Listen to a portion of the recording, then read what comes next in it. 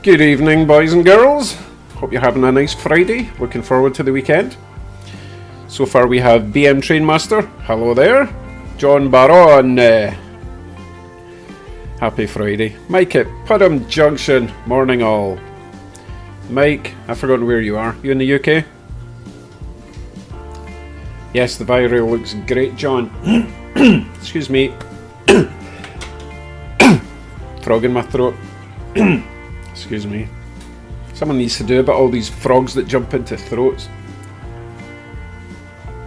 I cannot get rid of that. Right, folks, let me know if the mic is okay. The last time I was using the mic, it was buzzing like a mofo, and it wasn't very loud.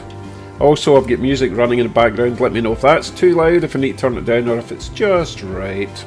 Then we'll go through my wee list of stuff that we're going to be doing tonight. Meanwhile, let's watch some trains. So, I've got one new camera. The one above me is one of the cheapy webcams I got. That one over there, another wee cheapy webcam, and that one is my iPhone. So, let me know that they're all running okay and that the sound's okay, please. Thank you. Hello Adlisk, welcome aboard. Okay, now John, you say it sounds good, but are you just being nice because the last time people said it sounded good and I watched the replay and it sounded terrible. So the mic has to be not too loud, not distorted. I can't do anything about the cough just now. And the music, I don't want the music too loud, but I want it there because otherwise it's just an echo chamber.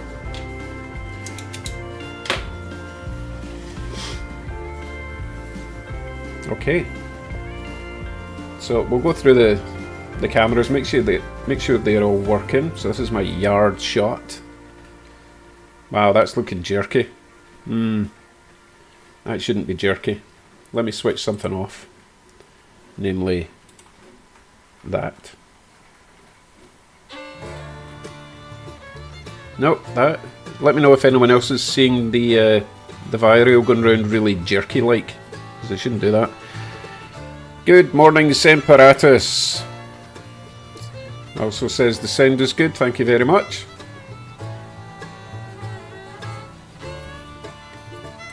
Let's see if it's just... I think it is just that camera there seems a bit jerky. I don't think this one's too jerky, we'll see. Hello Collins Railroad, how you doing? I must have missed you coming in. Alright, so it is just that one camera so far. We'll see what the town camera is like. This one here, once the train gets to it. Yeah, because that camera is definitely okay, but that one is the iPhone, so it really should be the best.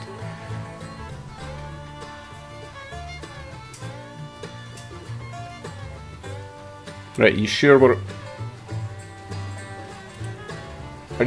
all good with the sound? I keep switching it to the wrong camera. There we go. Right, are we happy with the sound? Can we proceed? Hello Newland Railway. Tide's out. Yes, yeah. You spotted that? Yeah. Yeah, the tide's permanently out for now. Been a bit of a drought recently. Don't worry. The water will return one day. Okay, right, let me go through my list of stuff that we're going to attempt to do tonight. Got plenty of time to do it. Hello Tony Taylor. Hello from Scousey in Australia. Scousey, is that a place? I need to look that one up. Scousey, Australia. Sorry, I'll get my coat. Okay, Mick92, how you doing? Oh, it looks like Mick and Clive are jumping from one live to another. Who else is streaming just now, or did someone just finish? I know what you guys are up to. You get no life, just like me. Right, let's see if this... Oh, this one is not behaving. I'm going to do a wee bit of maintenance on this cam. See if I can sort you out. Don't know why it's just this one. Let's have a wee look.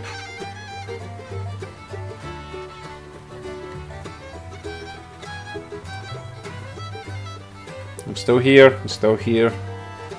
Let's see if there's some daft been switched onto this one.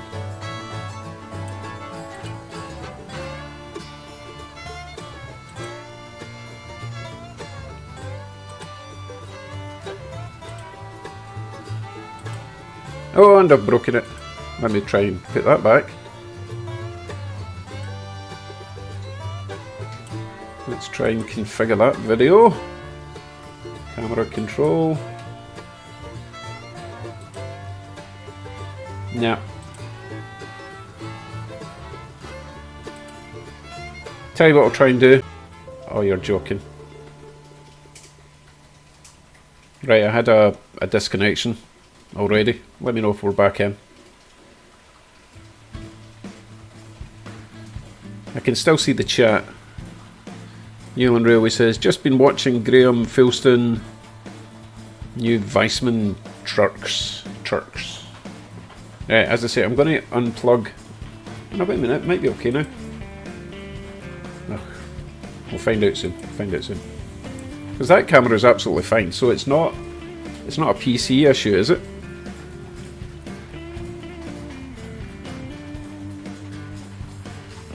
Not even gone through my list yet. Sorry, this list. I'm still getting used to what button to press to show me. Not that you want to see me, you want to see the trains. Right, let's see if this one's working. It's still jerky. Right, I'm going to unplug that one and see if it will sort the problem.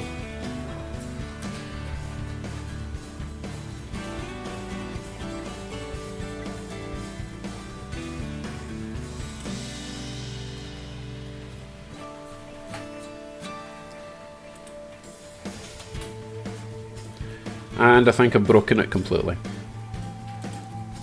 Come on. I wonder if there's a way to refresh this. This shouldn't happen. But you know what it's like. It always happens in live streams. Something goes wrong.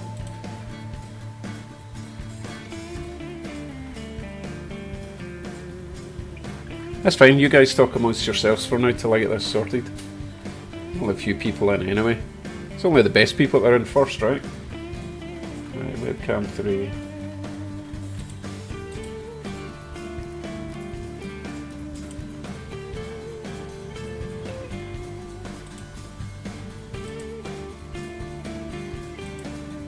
I've got a feeling it doesn't like that image or that image. It's still not working.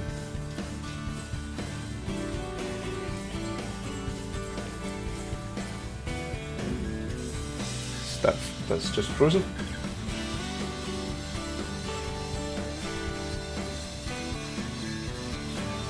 Oh well. So, I have unplugged the top right camera for now because it's not doing anything anyway. I wonder if there's a way I can refresh that. Nope. Nope, not that one. Nope, not that one. No, I can't find the camera.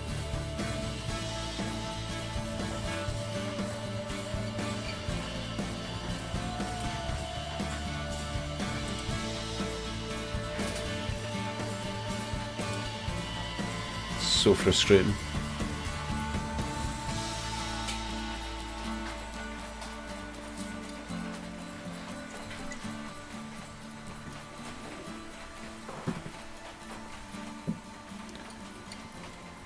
Oh well. I guess we're down to 2 cameras plus my ugly mug. Right, who just came in? I'm reading Separatus. It might just be a baud rate delay between the camera and the broadcasting computer. I don't know, it's the same camera as the other one and it's running fine, the one in the town. Don't have a problem with that one. Maybe it just burnt out, it was a cheapie. Osmerica Model Railroad. Hey Artie, how are you doing? It is sort of late morning where you are, I believe. Nearly lunchtime, I'm thinking.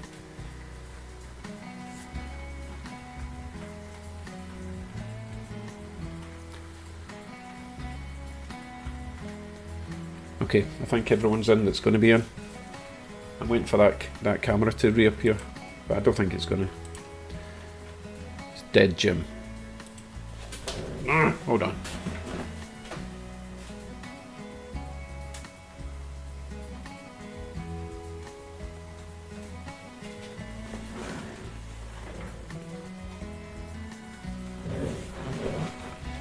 You know what I'm going to do? Don't go anywhere.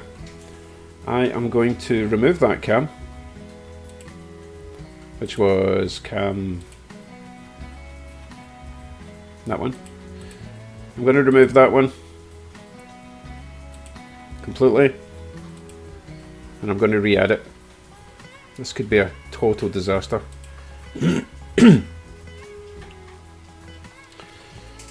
This is, I'm looking for capture device.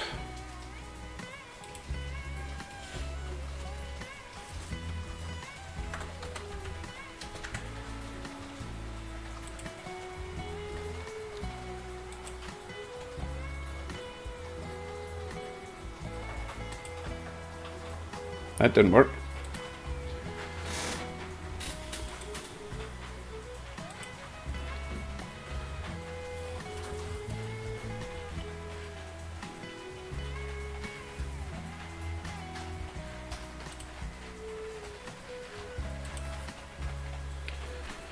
Oh my goodness, I do apologise again.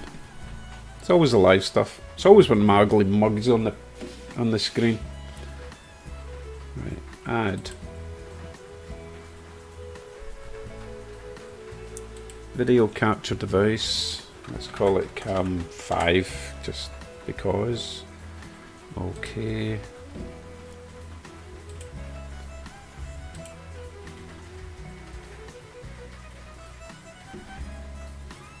Okay, configure that because it's like brighter than the sun.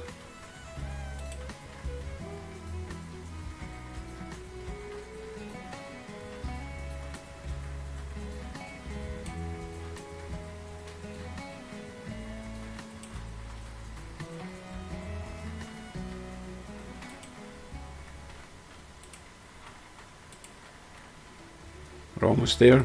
It's working again, but I need to configure it a bit. Oh, let's just go with that, it's working. And let me shrink that one down to there.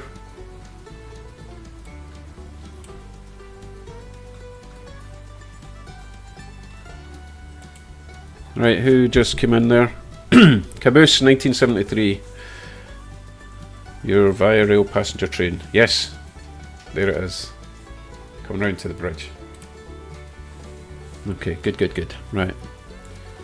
It does look nice. I'm really pleased with it. And it's quite possibly the best running Loco I've got now. It's super quiet, super smooth. And that is a Walther's Trainline all-wheel drive, all-wheel pickup.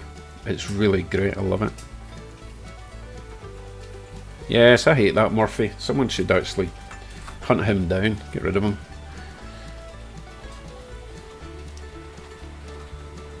Yeah, John, it's getting a... Well, actually, it's about 21 degrees out there at the moment. So, cannot complain, but apparently next week it's going to get a bit nasty.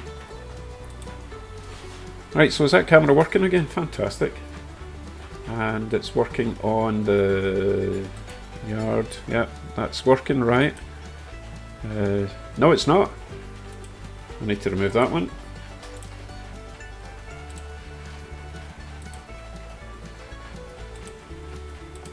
And I need to add it. This is so annoying. Let's see, copy that. Yard. Paste. Make you big.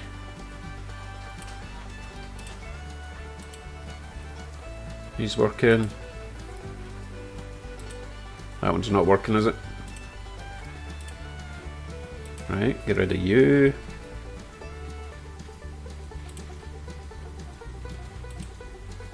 Add you back in.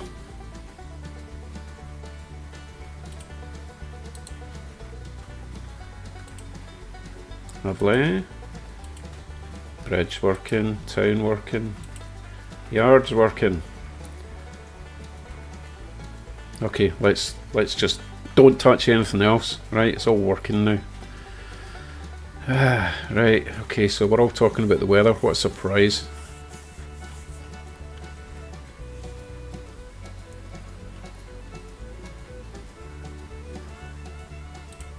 Okay, finally. Welcome to the Friday night live stream. Wow, 17 minutes later I got it working. Cheers everyone. Tonight, obviously, we are running trains. Please request. I don't think anyone's requested a train yet. So I think what we'll do is we'll let the trains run round a couple of music tracks, shall we say, and then we'll change it to the next one. Try and keep a bit of a schedule going there. So whoever gets to suggest a train first, if I've even got the thing you suggest, then we'll stick that in the tracks after the next song. We will be talking about a couple of gifts I got. I went to see James at Dundas Junction Model Railroad. He said he had a project Loco for me. I went over, had a look at his layout, which is really great by the way. It's going to be superb. James's carpentry skills, amazing, amazing. Thing is, I don't think that's what he did for a career. I think he was a tech guy for his career, but he's very good with the woodwork. Anyway, he didn't give me a Project Loco. He gave me 2 Project Locos, so I'll let you see what they are later on. I also got a surprise care package from Steve David. Steve David has a website called Fares Please, specialising in British and North American miniature cars and buses. It's really good. It's really good. I'll show you a couple of things that he sent, because there was quite a lot, and I've done a whole mail call Monday, not this Monday but the Monday after, so you'll get to see that. But I'll show you a couple of things that he sent me. It's just amazing. Generosity is just astounding. It's really good. Of course, I will be trying to run all my new trains that I got recently at the last couple of train shows. The ones that do run. I'm still fixing some of them, as you know. And I'm going to try and do a couple of train repairs. Namely, this one, which I think has just got a drive issue, but a horrible feeling it might be a gear, which I don't have. So we'll give it a shot. It's obviously excuse me. This is Monster, and it gives you Monster gas. I mean, you know, burps. Anyway, F40 CN job. It's a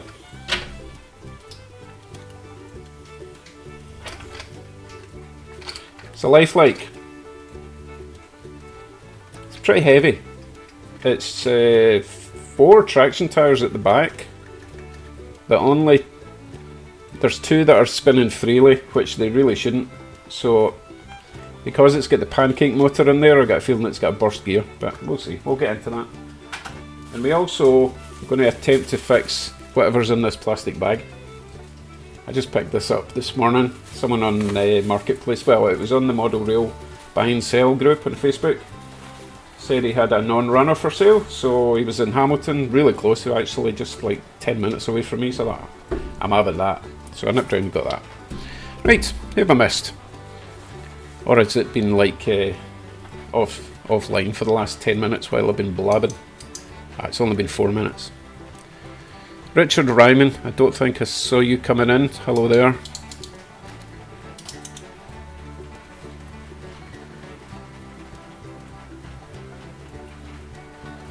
John seems to be still trying to get a train room. Oh my, my heart goes out to you. My wife said, why don't you have the big room in the basement to do your trains? Isn't that awesome? This room that we're in now used to be a kind of bedroom, a guest bedroom. But if no one visits, then what's the point in having a guest bedroom, right? So I was allowed to take that. Okay, has anyone suggested a train? Because we're supposed to be on to the next one by now, and if no one has suggested a train, I will just choose one. Oh, Collins Railroad, Santa Fe, Super Chief, please. Excuse me. Okay, you need to tell me. Excuse me. Super Chief, I thought that was like an F7. Because I've got the Santa Fe PA1 and I've got the Santa Fe SD70. They're over there. And I've got this one, but it's not running right now. I kind of had to kind of borrow some parts to make this one run for a Fix It Friday video. So I need to make some or buy some new parts for either that one or that one. Right, so let me know what the Super Chief is. As I say, I thought the Super Chief was an F7 that I don't have. Unless it's in this bag.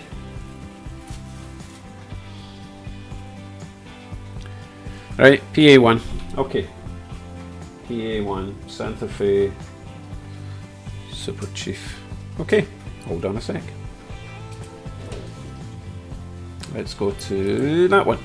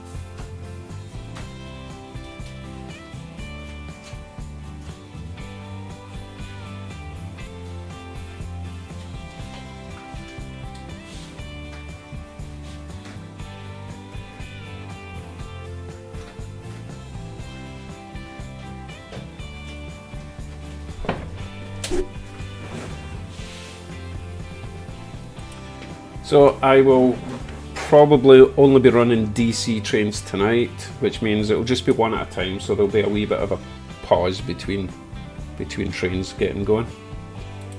But it makes it a bit safer for everyone, right?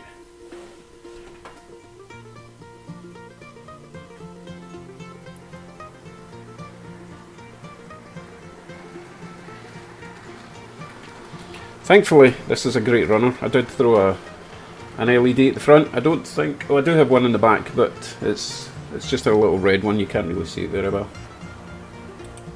This is a great running Loco. And hopefully, what with it being an Athorn 6 axle, it stays on the track.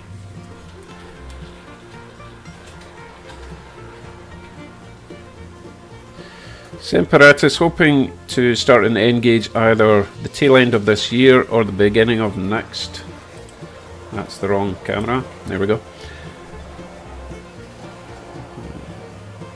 Oh, yes, I know how... Yeah, I guess you're in the UK. Where exactly? Not exactly. Where are you, Semperatus? But Scotland, England, Ireland, Wales. Thing is, I remember when we got our first semi-detached in Glasgow, we thought it was huge. Good memories in that house, actually. Spent nearly 20 years in a semi in Glasgow. And then you come over here and everywhere's got a double garage, you know. It's just the norm. Wow, John, a dedicated building. Thing is, make sure that you have a sink and toilet in your dedicated building. You don't want to ever have to leave, you know. Maybe even a kitchen. That's what I would do.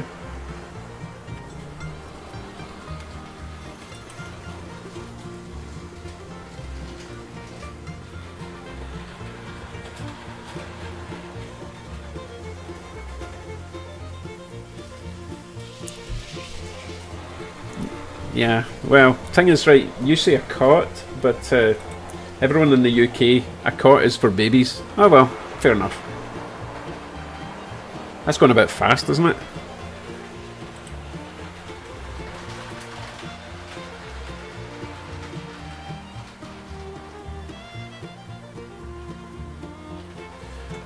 That's a wee bit better.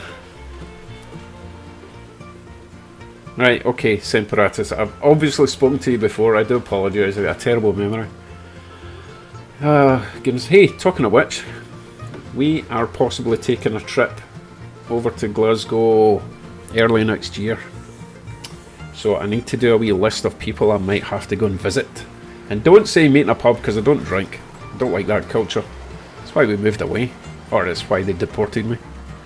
What do you mean you don't drink? Get out of this country. You know, that kind of deal.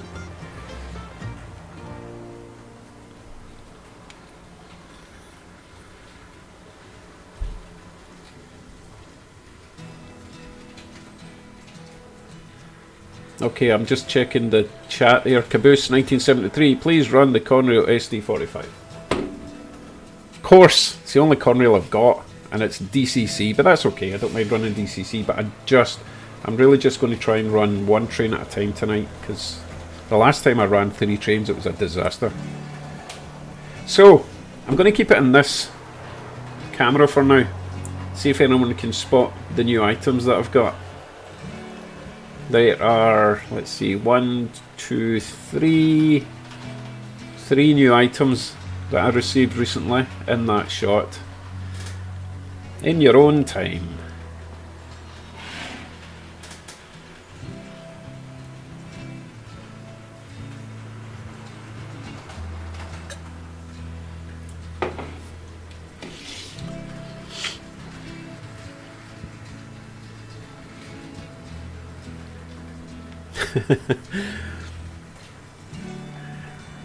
Yeah, thing is,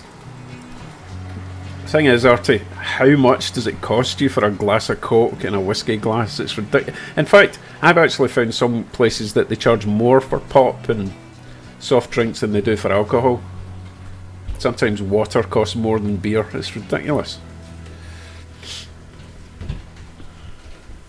Caboose, who are you asking if it's on in Facebook? Because I certainly am on I can't even say it. Facebook. Just look up Dave Scott and you'll find me. Currently got a picture of a white ram as my background image.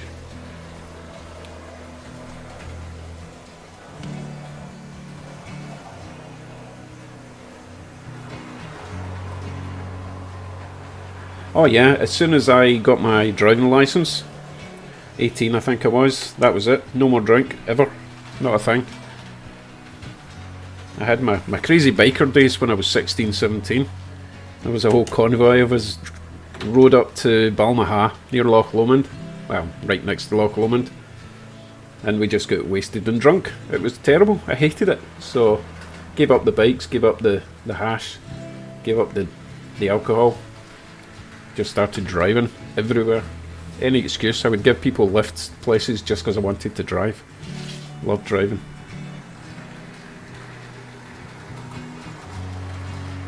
Isn't it weird, Artie, that we feel this need to look as if we're as cool as everyone else? It's ridiculous. You'd think we'd have grown out of that by now. Or you get an empty beer bottle and fill that with Coke. It's ridiculous. Or Sweetheart Stout. I think I tried that once. And it was just like really, really sweet, sort of thick beer. I don't even think there was much alcohol in it. It was garbage. Right, so has no one yet noticed what's new in this video, in this camera shot?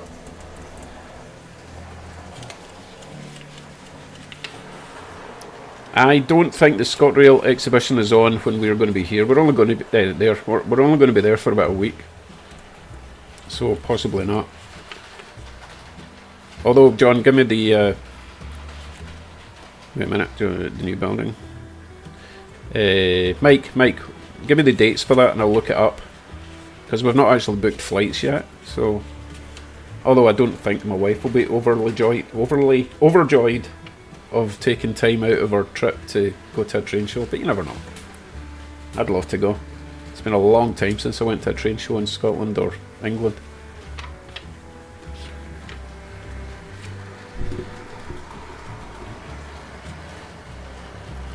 Wow.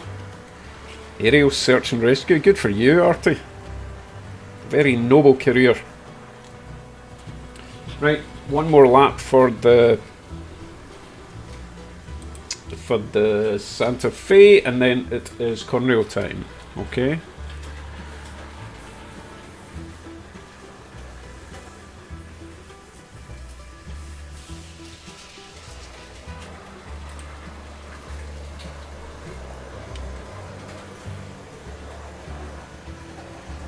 goodness. Right guys, this just keeps dropping out and then reconnecting. Just bear with me, there's nothing I'm doing wrong. It must just be Friday night, very busy. Just after 7 in North America, everyone's on the internet, but hopefully it didn't drop out for too long. Right, so the Kenworth, I got that from Rick, my neighbour, and a pile of stuff. He's given me all those little, the machinery, the yellow stuff. He gave me all that in the trucks, but that's not new. I'm talking new this week. Right, let me grab this. Whoa. That PA1 nearly went for another lap. Right, Conrail time and DCC.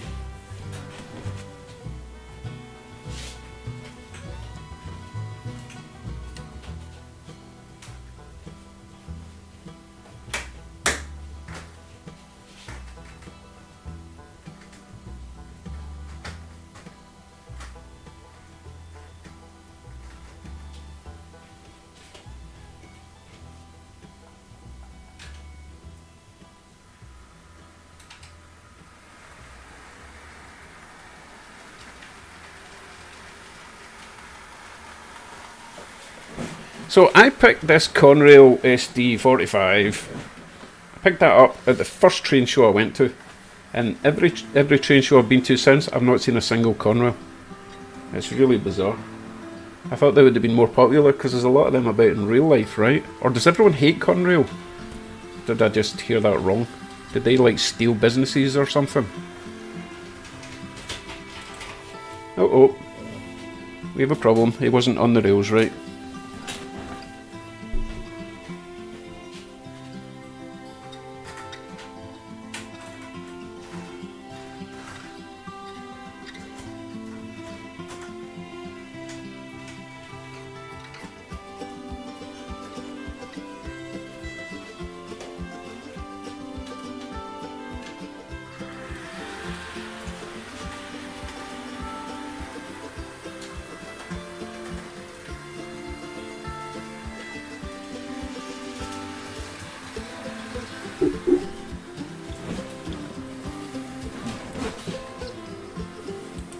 I'm telling you, it's an Athern thing. Atherns do not like curves or points.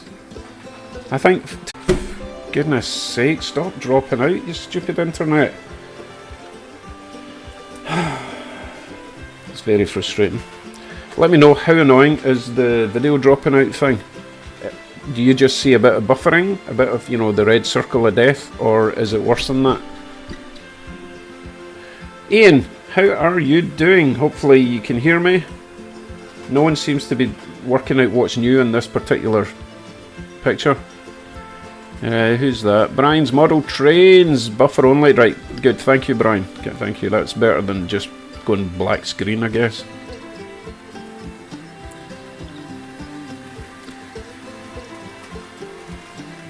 Okay, well, I'm not going to tell you. You're going to have to wait till the mail call Monday, a week in Monday, to discover the new stuff that I've got on that particular section of track. Man by fence. At least you're making an effort. Let's see, what man? No, he's not. He's not new. I painted him a few weeks back. That's a nice shot of the bridge though, right? I threw in some trees and a boat on the dry lake. Adds a bit of atmosphere, right?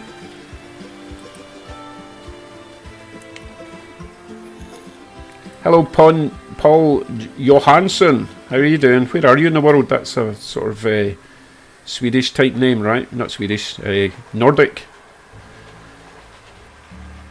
Well done, Barry Will. It is indeed. Well, which bus? Haha, there's two buses there. Be specific.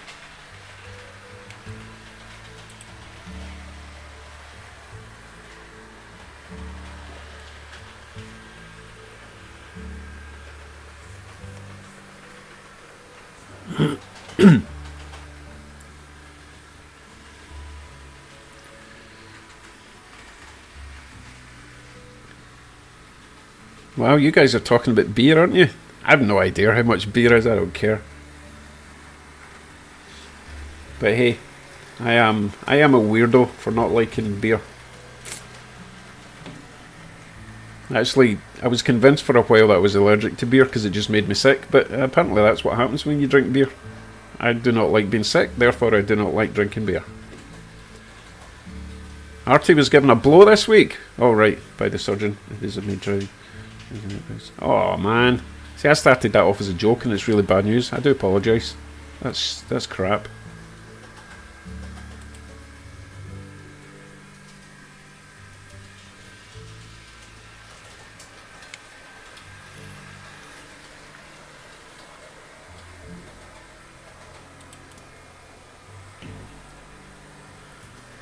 Oh, let's see. I wonder if this cam's working. Is this one still DOA? You know what? It took me ages to get all these cameras in the right places and size everything for this stream. And then this one camera kicks me in the gonads, ruins the whole lot. So I'm getting rid of that one. And I'm going to add it. Paste.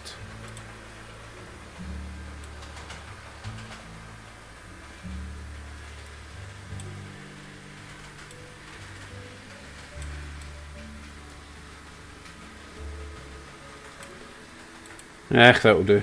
Anyway, there we go. Okay, it is nearly time to change train. If anyone's got... No, I tell you what. No, don't suggest. It's a SD45, Ian. Or at least that's what the last person told me it was. It'll probably change the next time someone sees it, but I think it's an SD45. I think the GP30 whatever has only got 8 wheels. This has got 6.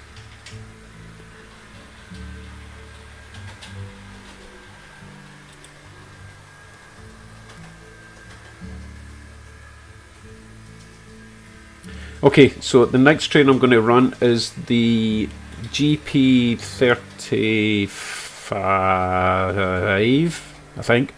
It's the one in that picture. You can just see it through the trees, the little CN.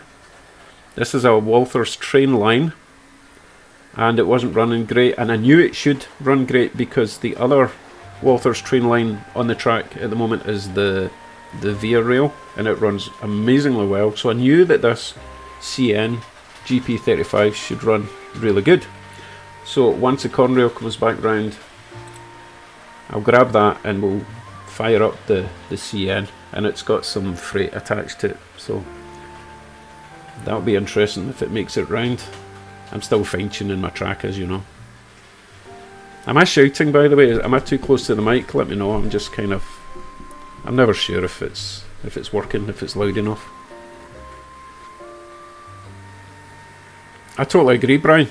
Walthers, I was not expecting them to be so good, but they're some of the best runners I've got. That and the Proto 1000, the Lifelike Proto 1000, the Union Pacific, which you can... Yeah, right in the middle of this screen, that Union Pacific F7 thing, or F9. I forgot to grab the Conrail. Anyway, that one, that yellow Loco in the middle is probably the best runner I've got. After that, maybe the Via Rail. Okay, thanks Colin, thank you for... Yes, okay Separatus, I will do the 482 after I have shown this CN. If you've got time, I know it's late where you are. If you don't have the time, Separatus, let me know and I'll run the steamer first, okay?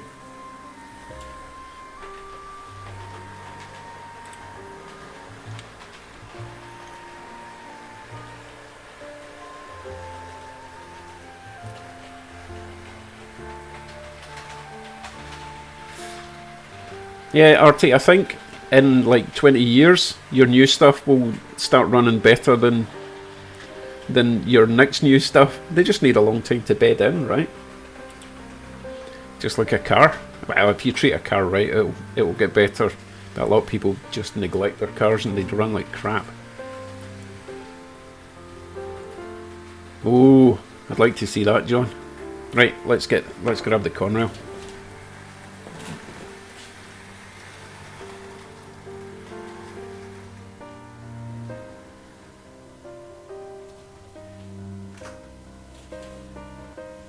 Yikes! Right, what did I say? Oh, I'm waiting for Semperatus. If he... you know what, I'll just stick it on. The steam train, I'll put that on for Semperatus, because he's in Glasgow and it's currently nearly 1 in the morning over there, 20 to 1.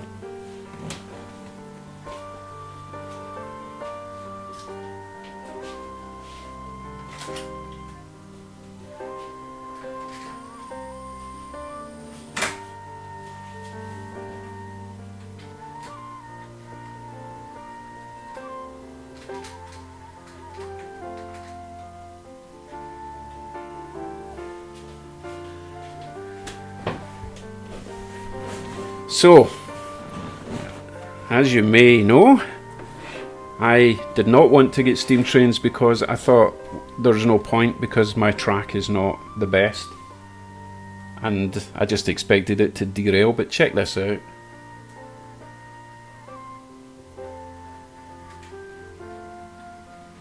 So apparently these trains came in a President's Choice train set kit.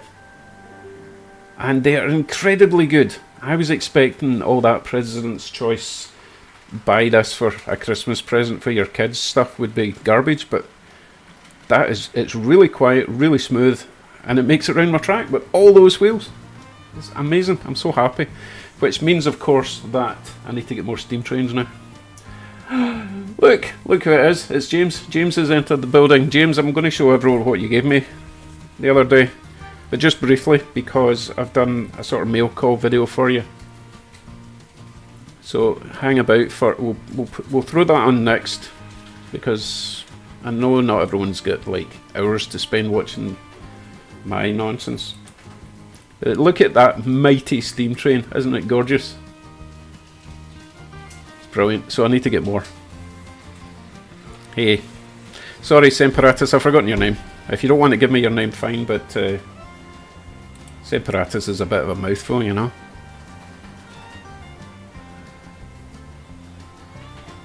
Okay, so James is here for a wee while, so there's no rush to swap over or to show. Sorry for the buffering. It's a Friday night busy thing, I guess.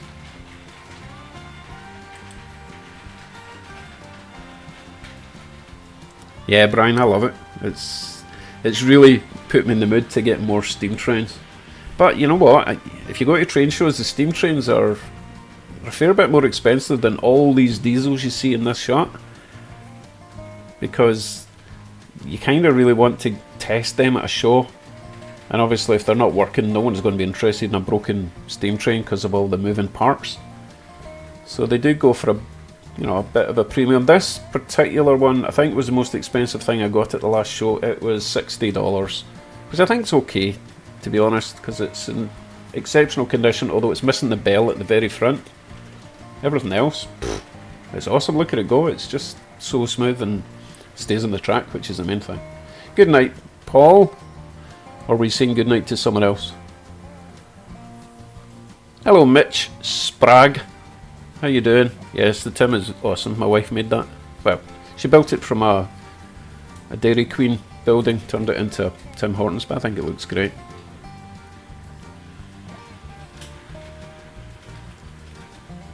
Sorry, you think the $60 for this is good? I mean, I thought it was reasonable, but because I hadn't bought steam trains before, I didn't really know the going rate. But I think it's well worth $60 for the condition it's in and how well it runs.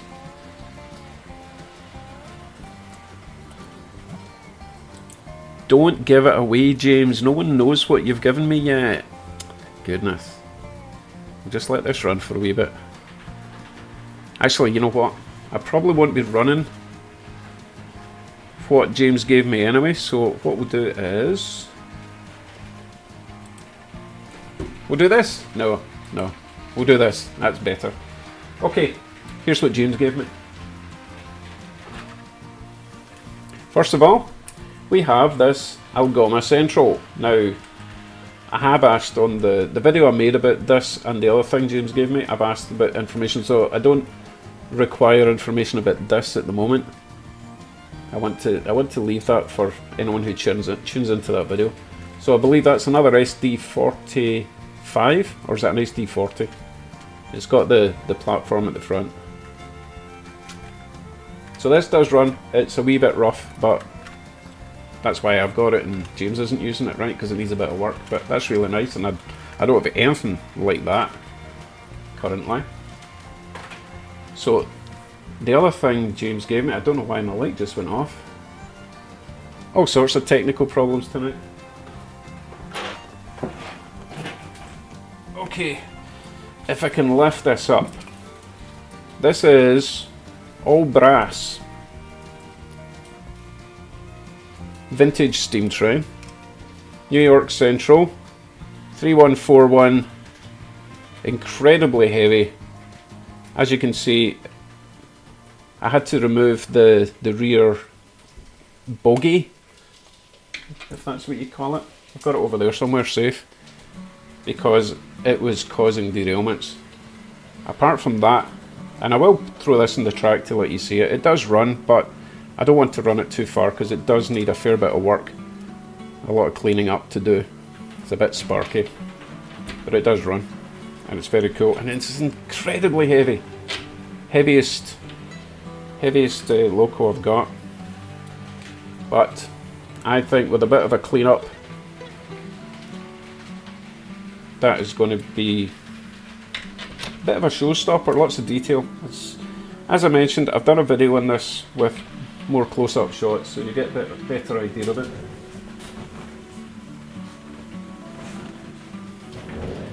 What are these things called? So I had to remove that because it was just causing it to derail.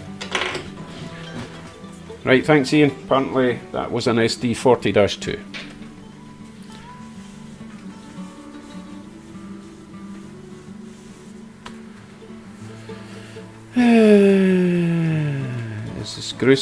The screw is very safe. The screw is back on the Loco, if that's what you were talking about. I was thinking ahead. Trailing wheels. Thank you, Photoline, and welcome to the stream. Didn't see you come in. Right, Semperatus, I think I missed your name again, but anyway, he says if that was a Hornby Loco, you'd be expecting to pay around £250. Seriously? But it's not new. I mean, it's like, what, 20 years old or something? Although it's in exceptional condition, it's as new condition, but let's see, 60 Canadian would be, oh, I don't know what the exchange rate is just now. I don't know if it's up or down. Anyway, I think $60 is okay. That is also where I got the yellow thing, the Kraus Weigenverlager thing up in the hill there. That's the same guy I got them from. So I'm happy with that. Oh, we missed the town shot. Oh dear. Let's get to the yard. Trailing truck. Right, it's a trailing truck.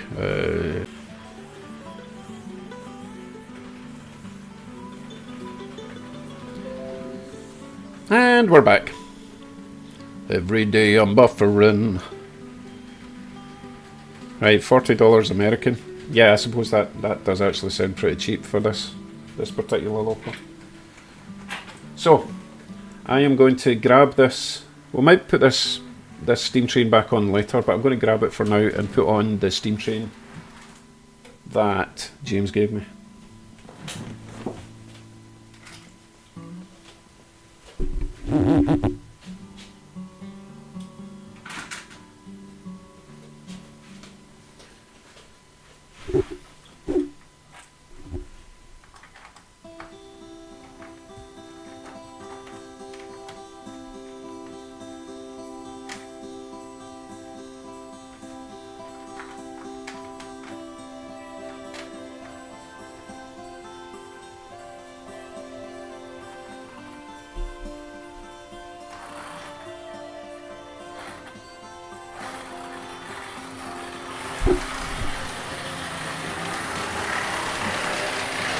Oh, something's fallen off. Hold on.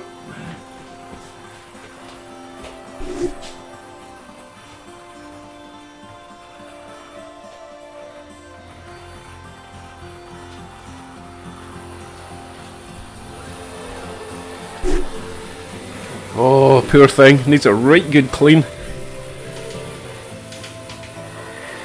Yes, John, I'm learning that. Every steam train has its own personality. I tell you what, that looks great. I've not actually seen it going round the track. I have to keep it that fast, by the way, because it's the wheels are too dirty to maintain a slow creep. That looks awesome. And once I get the trailing truck back wheel thingamajigs on, it will just complete it. Give it a good clean, polish it up a bit.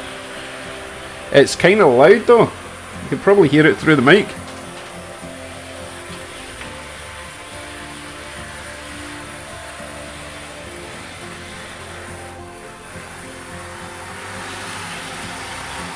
Those back wheels are sparking like mad. Full speed, Captain. This could be a mistake.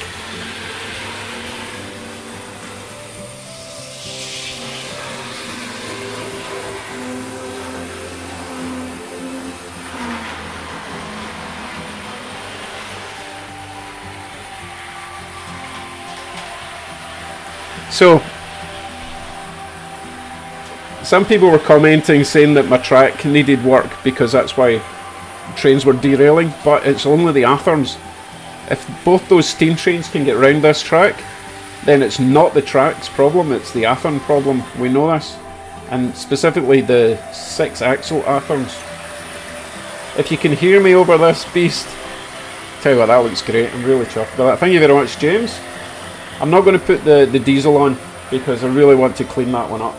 And I'm going to take Steamy off as well because I don't want to ruin the motor. It really needs a good clean. And let's see, hello Barry Will. Did I say hello already? Anyway, how many BNSF do you have? You can't be talking to me because I don't have any. I might be talking to James.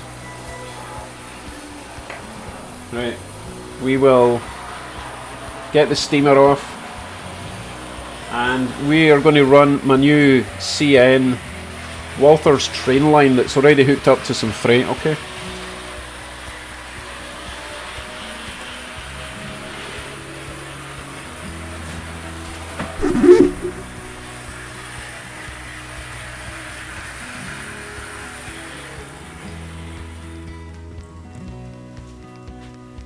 Yeah.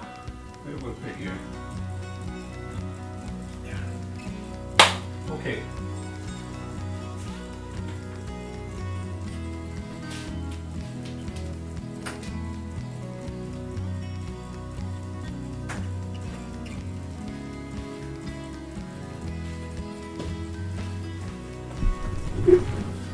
Are you ready? Are you ready? Here he is. Hold on, let me just check the... Oh dear, apparently James has wood. For what? Did I miss something? I mean, I know it's a good stream, but come on, James, calm down. Hello, Michael. Yes, Michael, Alan. I'm getting into this steam train thing, but I'm going to need more shelves. I'm going to need heavy shelves because these things weigh a ton.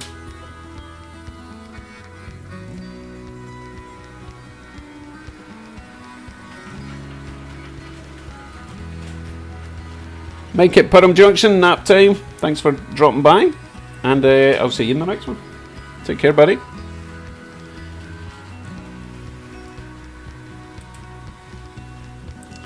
So this little GP35 is a Walther's train line, and it runs like an absolute dream. And it's heavy, so it can pull whatever I want. If I can find another one, I'll probably double them up. And you know what, I might go DCC with this one because it runs so well. I haven't even put LEDs in it yet, but it's so nice. Great condition, runs great. Okay, Semperatus, thanks for dropping by. You're very welcome anytime.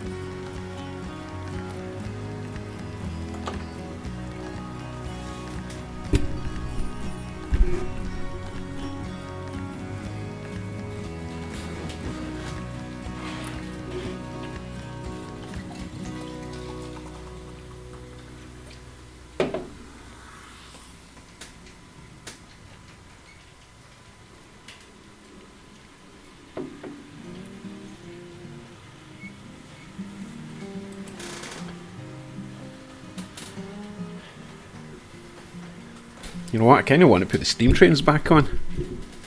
Really digging them. They look great on that bridge. So has anyone got a train show this weekend? I do, but I'm not going. I'm going to show restraint. For once. Stupid buffering. Urgh.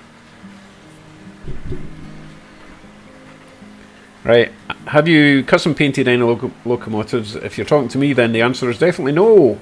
I do have some coaches I want to custom paint, so I'll start with that because they're a lot easier to mask up.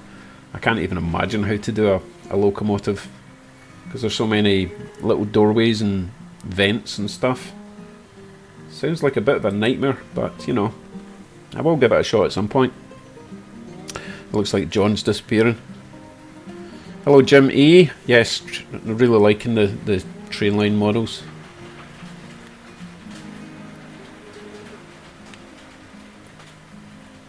Yeah, I'll probably be going to that show, James, in Ancaster. I mean, it's just round the corner. It would be a crime not to go, right?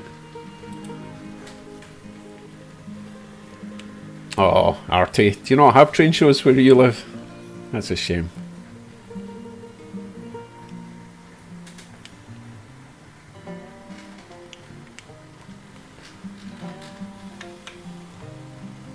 John doesn't have a lot of train shows either. Wow, we have loads up here for some reason. Got a bit of a squeaky wheel in one of those goods wagons. I think it's the first boxcar is squealing a bit. That's okay, it adds a bit of character, right? Bit of realism. Do I have to pay a fortune for one of those squealy wheel machines you can buy?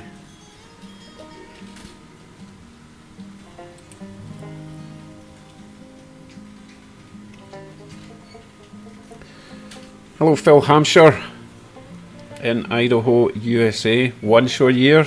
I would move. I couldn't handle that. No way. Or you have to travel for hours. Massachusetts. I wonder if I could do that in a day. That sounds like a good show.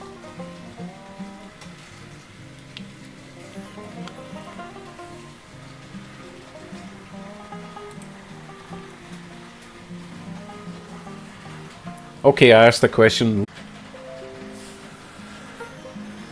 Well, there's two things. Actually, there's three new things in that picture. There's the school bus, there's the silver coach, and you can see the little blue ice cream van, which is a little Ford Anglia, which is really awesome. And I got these from Stephen David at Fairs Plays.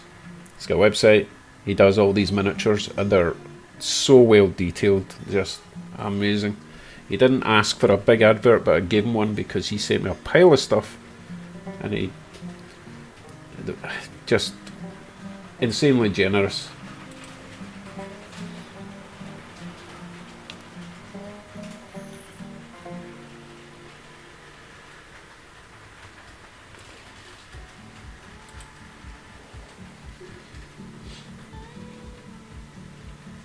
Hey Eric, I'm taking my 8-year-old son to our first train show tomorrow. About an hour. Oh, that sounds awesome. What age is your son? Your 8-year-old son? I'm guessing he's 8 years old. Oh, he's going to love it. I went to my first train show when I was about that age, and just I didn't have obviously the money when I was 8 to build a layout, and my parents weren't that into trains. It was my granddad that took me. So here we are, 45 years later. I finally got a layout. Took me long enough, but hey, it's never too late to start, right?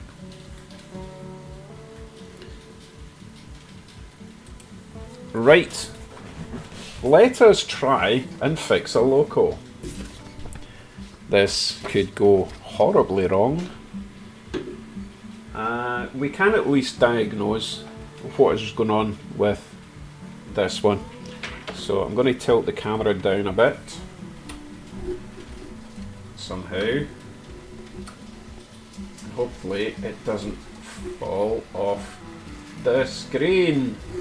There. Right, let's get into this. Meanwhile, I've got trains in the background, so let's see. How do we get into this? Read my Gregory Peck's.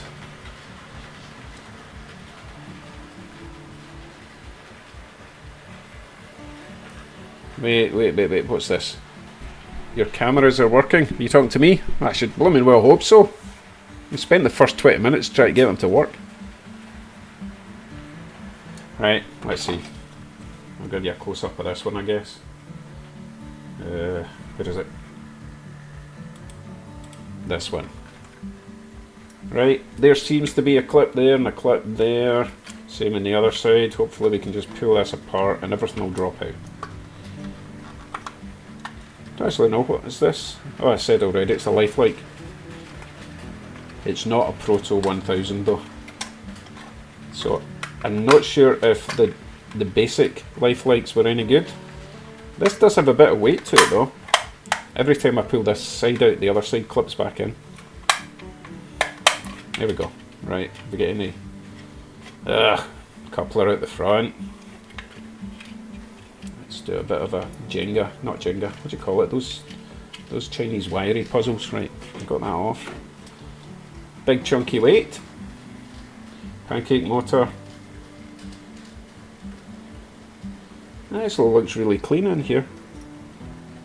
But there's obviously something going wrong in there.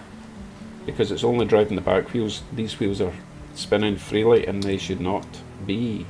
So, how do we get this off?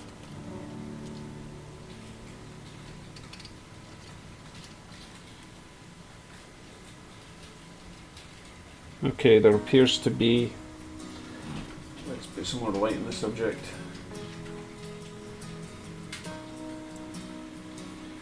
Right, in there, you see that flat section? That is holding on the truck there. Presumably one at the other side. Oh, I'm worried already that I'm going to knacker this, but hey, where's my screwdriver? Right, let's see if we can lever this out. Oh, that was actually really easy.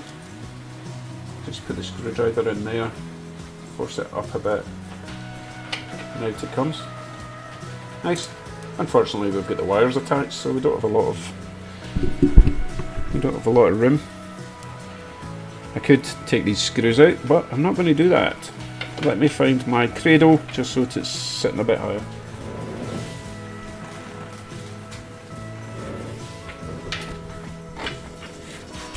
And I will try and stay on top of the chat. No, it's not all-wheel drive. It's. I just meant it should be all. Oh, you think it's not even all-wheel drive in this? Nah, surely. But don't call me Shirley. I would have thought that with the pancake motor being in the middle, that it would drive both sets of wheels there, right? Bye, Artie. Thanks for dropping by.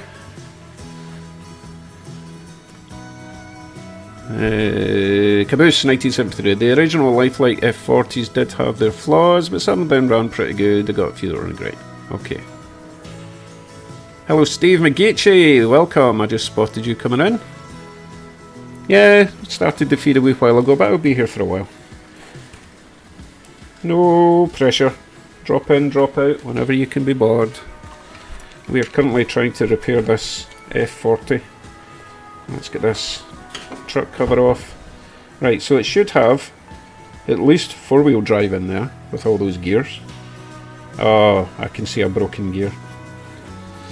Actually, it's not a broken gear, it is a broken shaft, I guess.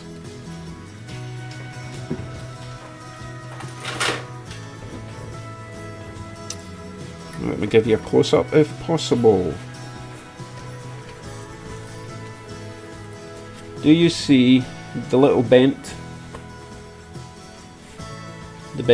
pin there? That should obviously be going straight down, so I think it's whatever that is supposed to locate in is the broken thing. Let's get that wheel off. Parts container. other random broken parts live in there. Get this wheel off. Let's see. Right, so this one here. You see how it's got a bit of plastic around it?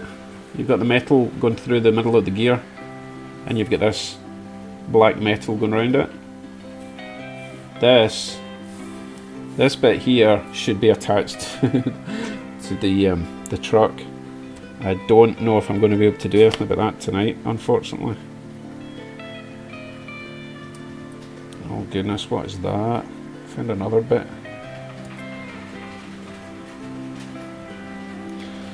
Yeah, that should actually be attached to that, and it's not.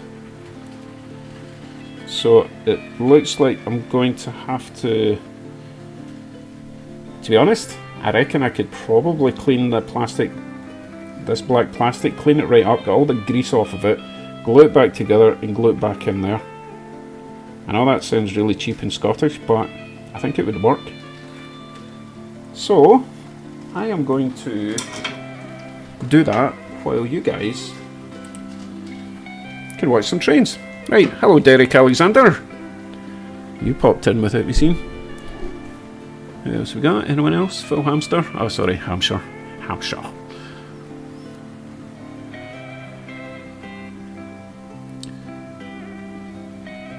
Brian's model trains, gotta ask, Rangers or Celtic fan? And the answer to that is don't give a crap. Never been interested in football. Especially not in Glasgow where it's all about violence, fighting each other. What's the point? They just use it for an excuse for a fight. Not my thing. Not my thing at all. It's the same in England, to be honest. You get the whole Chelsea nonsense going on, haven't you? Or you did have when I was younger.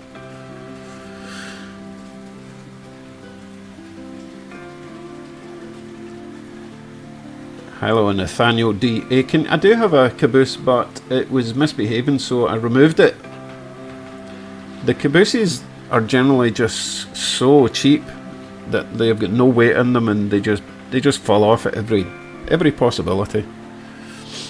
No marker lights either. I know, it's ridiculous.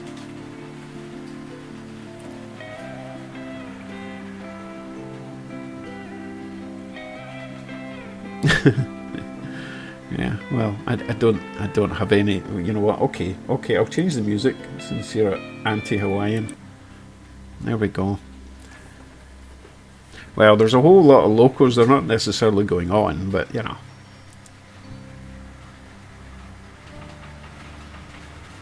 Sorry, Phil. It's just I didn't have my glasses on, and I just saw a hamster. Right. So, right. Let me see if I can take this a bit further apart. Remove this truck. Got two screws there, and then everything is going to fall all over the place.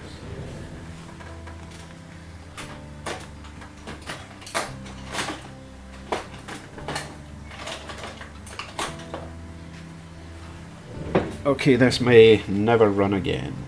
So, a little Phillips screw here. Hey, does anyone want a different train on while I'm doing this?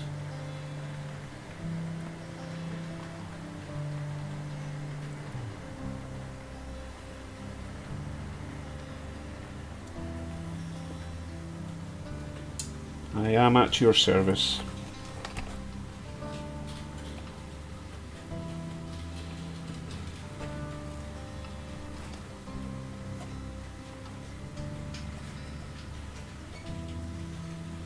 Okay, it's coming apart there. And all the gears are going to fall everywhere. I think this should just pop off now. Yeah, that'll come off. I'll give you a closer look in case you're interested. DRG... What's DRGW passenger? What's that? I like the Hawaiian music as well, Caboose. It was relaxing and holiday and fun. Rio Grande, yes. Right, I'm going to stick that on right now, okay? Yeah.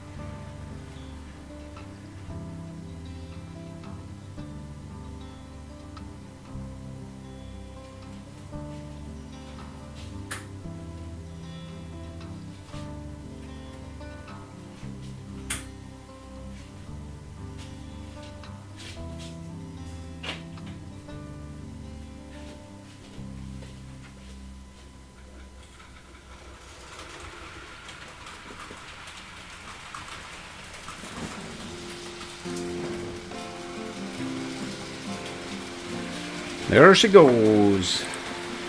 I do have to run this one quite fast though. It's not the smoothest runner. It looks amazing, but it's not the best runner. And I did strip it down and clean everything up. I think it was abused its whole life. It's such a shame because it looks great, right?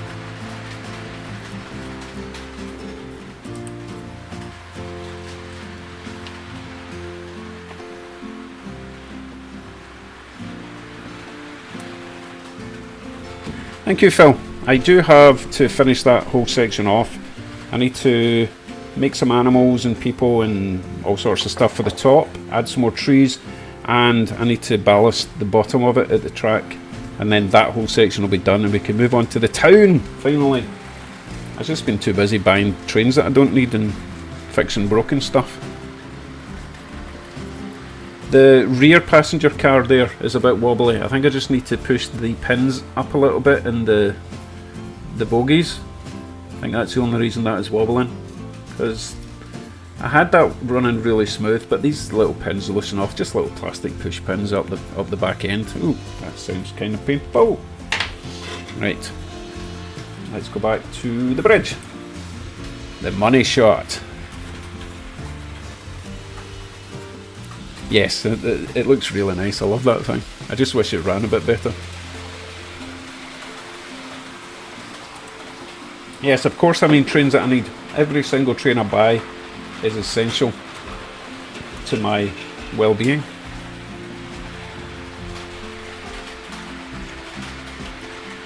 Look at that. That was your fault, Brian. Now I need to send it back to pick up the straggler.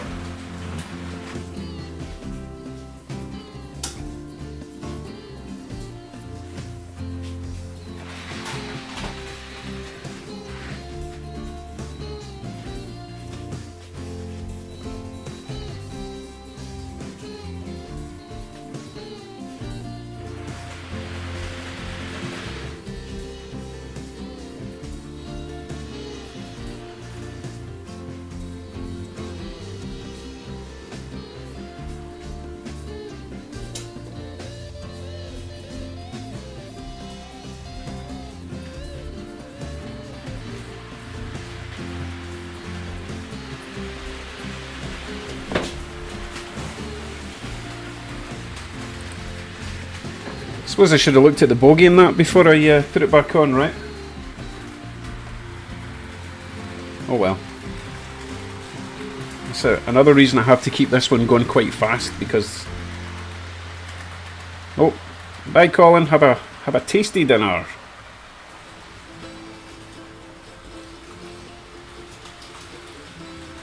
Anyway, I should have checked that bogie while it was off. Oh no, I was saying I had to run it fast to keep them all connected. That's what I was trying to say. Okay, I was working on this, wasn't I? So, taking this cover off. Try to keep an eye on that pesky rear passenger car. Let's see if he makes it round this time. I'm going to stay connected. Yes, at least this time round. Alright, let's see if we can get this off.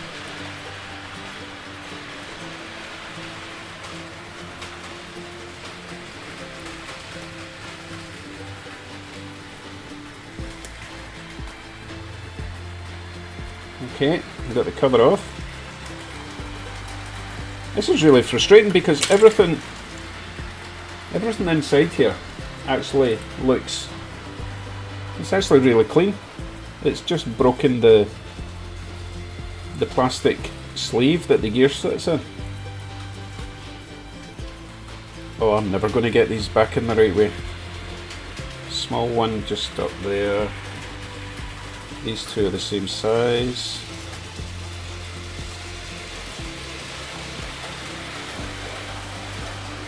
So those little bits of plastic that broke off, those two bits there,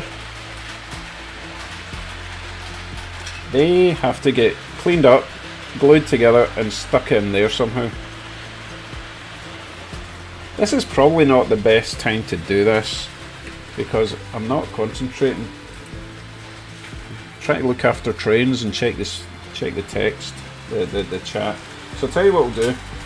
I'm going to put this aside for now, and I'll do that later, because it's going to take a bit of time and there will be swearing involved. So let's just put that cover back on for now and move him away. And have a look at the other one. So I kind of bought this sight unseen.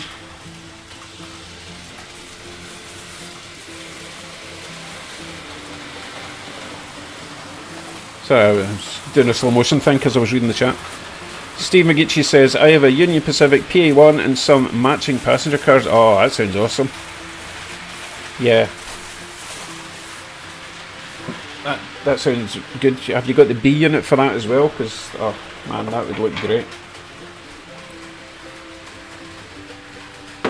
I'm paranoid about that yellow train. I keep staring over at it. Right, let's see this. So as you can see, we have Santa Fe F. Is it an F7? I don't know. I still don't know. Looks like it's a Tyco. It's got a reasonable weight to it actually. It's pretty dirty. It's got traction tyres at the back. Picks up there and there. So I'm going to, next lap round for the yellow train, I'm going to put it in the mountain station area, switch that section of track off. We'll put this on and we'll see what it's actually doing, if anything. Right, yellow train, get ready.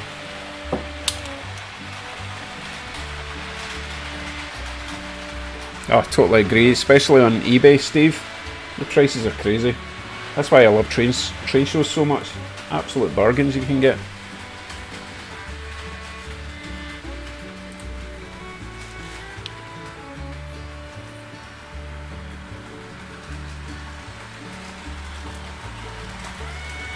Yeah, Derek, I did hear that this was the most popular train in North America. So I thought I've got to get one, even if it is a clunker that I need to fix.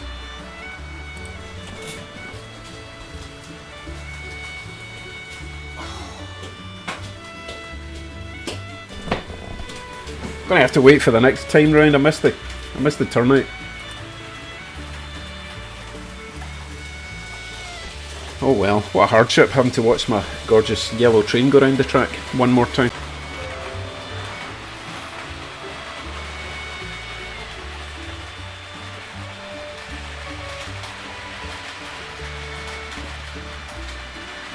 Exactly, Steve, what a hardship. Actually, I better switch it now before I forget again.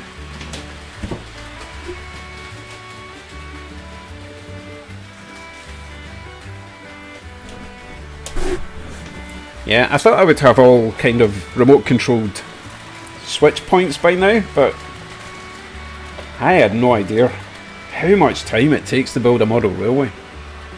Not complaining, it's fun, every bit of it.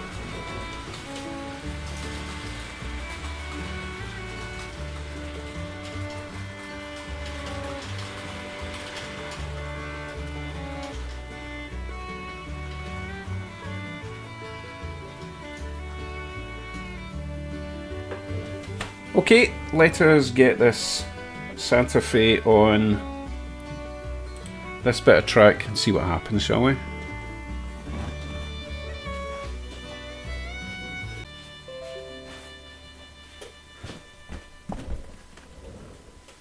Tell you, I'm not impressed with the amount of dropouts we're getting tonight. All these other people on the internet need to go to bed.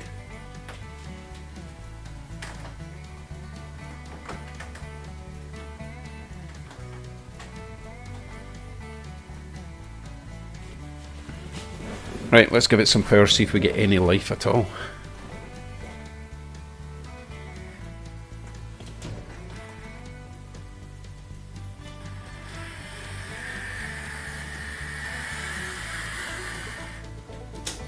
Guy said it was a non-runner.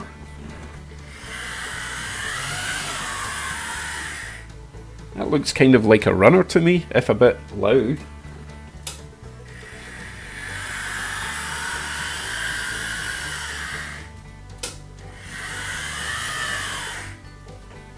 Sounds in pain, doesn't it? Okay, let's have a look at this. See what's going on in there. It is definitely a growler.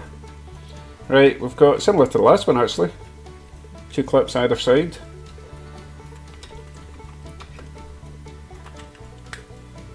These things are getting so old, it's going to be so easy to break them, although they don't have that annoying cylinder thing going along the side. I've broken a few trying to get them off because they're not very well attached.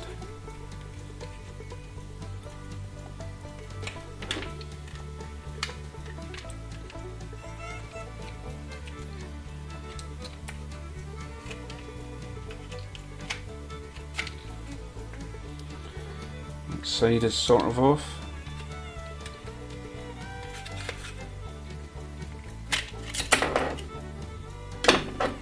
Oh right, okay. So it doesn't actually have a chassis, it's got...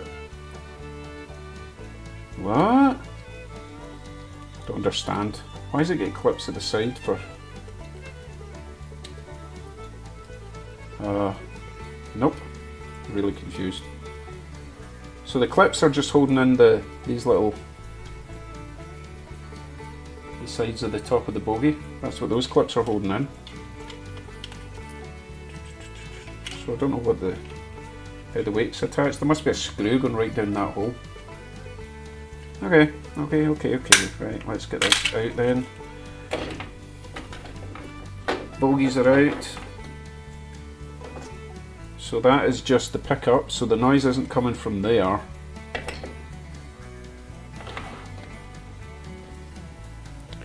You're going to need some Santa Fe passenger cars to go with all those passenger locos you have now. You know what? What? I'm going to need some Santa Fe passenger cars. Yes, Robert, hello, by the way. I'm thinking of custom painting some. I've got like 5 or 6 of those silver passenger cars, and they're just kind of generic, and I'm thinking of doing a bit of a custom paint job. That'll be quite a project, but if I can do them in a clever way that I can use them with all different locos, you know, silver with maybe a hint of blue for my Hudson Delaware thing, and maybe a hint of yellow for Santa Fe yellow stuff, you know. Or I could just keep buying passenger cars, but that'll get expensive. This is weird. What is that? Give you a close look since we're not running a train at the moment. So, I haven't seen the inside of one of these before. We've got single purple wire going to one side. There's a little white wire in there connecting the other side. Oh, right enough, because that's the motor. So the purple wire's going all the way to the front to pick up from the opposite side track. Right, okay, got you. Now there's a little spring in there. This is really hard to see. Just there's a little spring. I'm not sure what that's doing.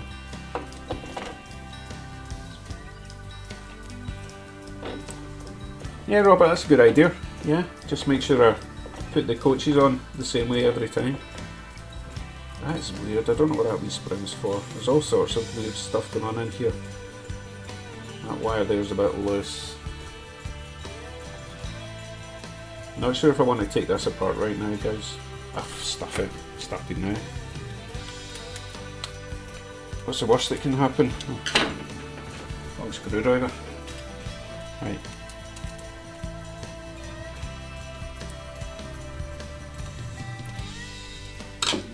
Little Phillips screw there, little Phillips screw at the front. Well, at least I hope there's nothing broken in here and it just needs a bit of a clean out. But that was a lot of noise, wasn't it?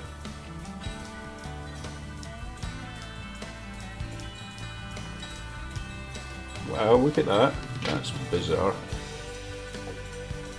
Yikes. It's got a weird copper strip that joins the axle, or connects to the axles, which is attached to the little white wire. Oh dear. Right, gears, look. Oh my goodness, am I ever getting this back together? It's filthy. One axle, gear looks fine. Other axle, gear looks fine, apart from all the hair. That was like a pube. That's nasty. Ugh, there's a lot of hair in there. But again, I don't think that's what's causing the growls.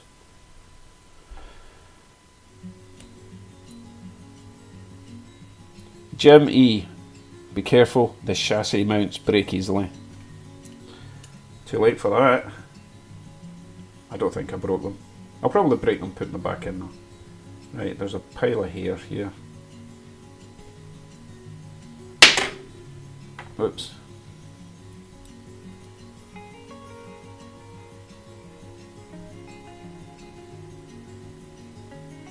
Lovely. He says sarcastically. Right. Again, I don't think this is causing the noise, but might as well clean it out while we're here. Oh, it's really in there.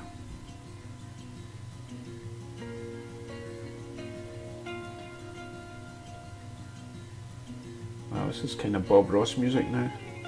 No, it's not. It's actually a wee bit more intense for Bob Ross.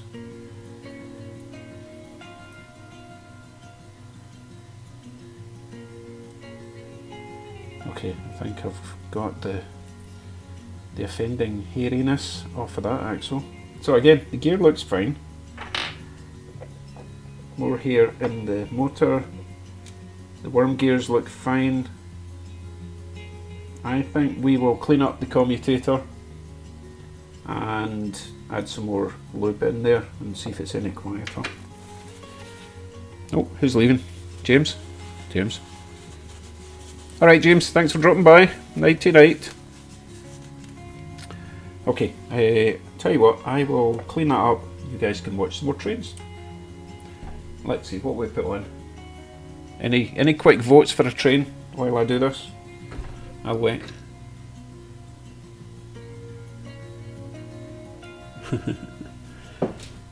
Yeah, I don't have room for a locomotive scrapyard.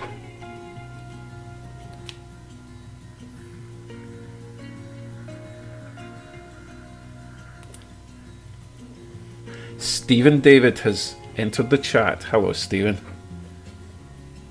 Yes, you know the 3 new items and everything else.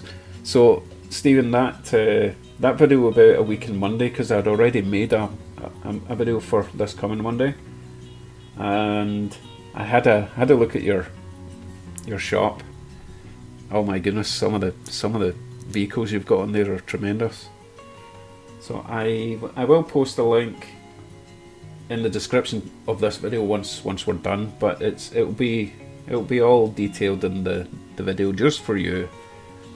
And I'm blown away by the buses, to be honest. Been wanting one of those school buses for so long. I do need to paint the bonnet or the hood black, and the Hamilton commuter bus is just phenomenal. I love it. Thank you so much.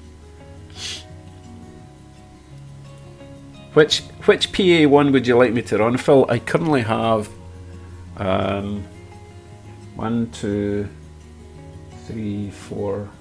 Oh, I'll tell you what, we've not run the Union Pacific PA1 tonight. Oh, let me throw that on.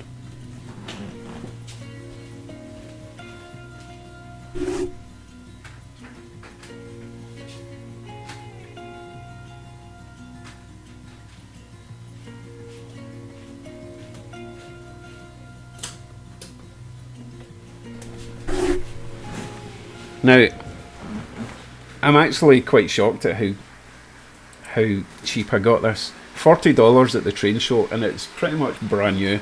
I put the horns on it now. It runs perfectly. Anything on eBay like this, it's over $100 by the time it gets to my house. Well over. And that was for sight unseen, you know, untested stuff. This is pretty much a brand new Union Pacific PA1 for 40 quid. Fantastic. Well, who's leaving now? Brian's leaving. Night, Brian. Thanks for dropping by. Nope, Newland's away. Or is that Brian? Nope, that's it. No, that was Brian and Newland. Oh, they're dropping like flies. Just getting to the good stuff as well. That's okay. No pressure. You wake up in the middle of the night, I'll still be here.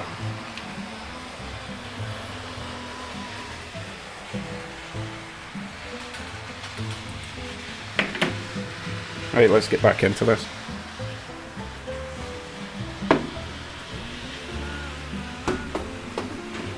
You know, I'm going to get my rubber gloves out because I'm going to be using this fiberglass pencil, and I can do without glass fiber getting in my skin. This stuff's really nasty. It does a good job, but it's nasty. Also, some alcohol and some Q-tips, and hopefully we will get this Santa Fe War Bonnet F7 running like a top.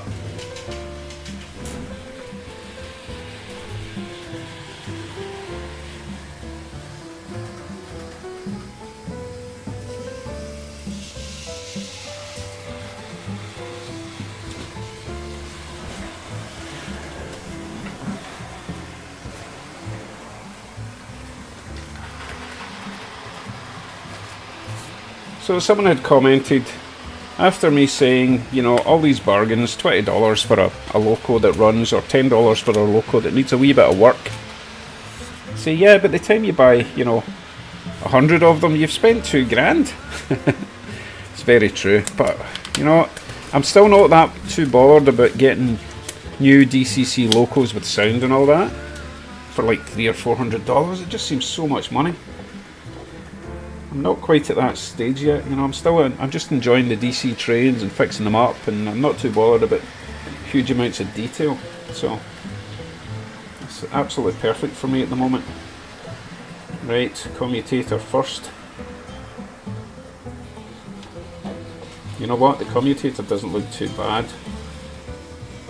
I might not even need to use the fiberglass pencil on it. It's kind of annoying because I thought this was possibly the cause of all the noise, but I don't think it is. I mean, that's pretty manky, right? But that wouldn't be causing that growly sound. That's more of a gear thing, I believe. And I'm not taking this motor out because I have no idea how to get it back in. I'll just manually check for any shrapnel in there.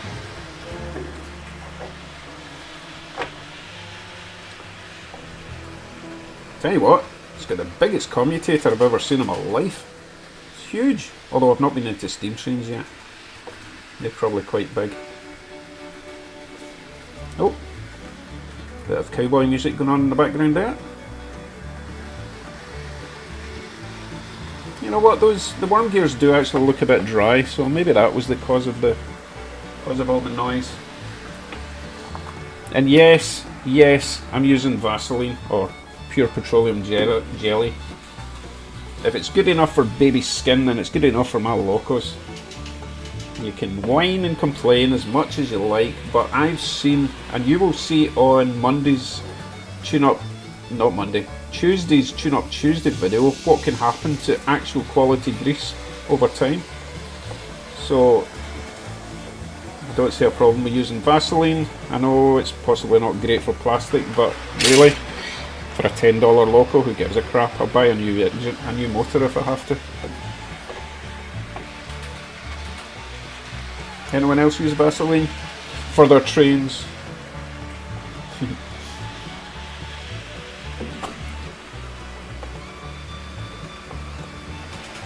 Oh shit, I've not actually checked the comments to see if anyone's complaining.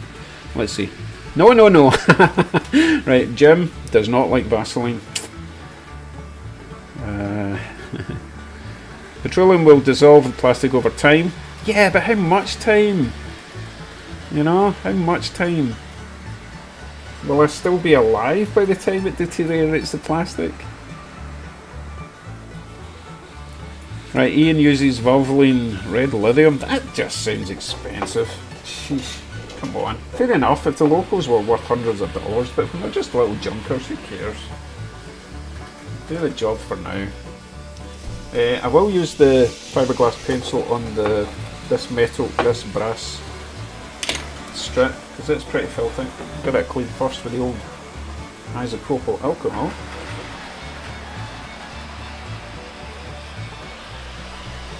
Never seen one like this before. This is new. To be fair, it does look like it's a fairly clever design, because it's trying to make solid contact with every axle in this truck. Oh, U-tip please.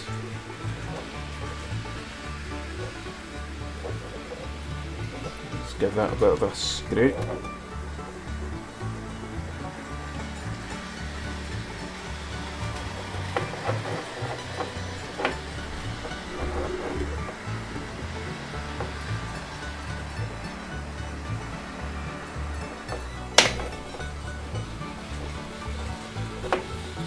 Okay, I'm just going to bend these little tabs up a little bit, just to increase the pressure on the axles.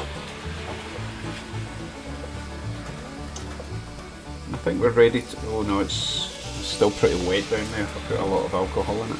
Use a wee tissue just to suck it up.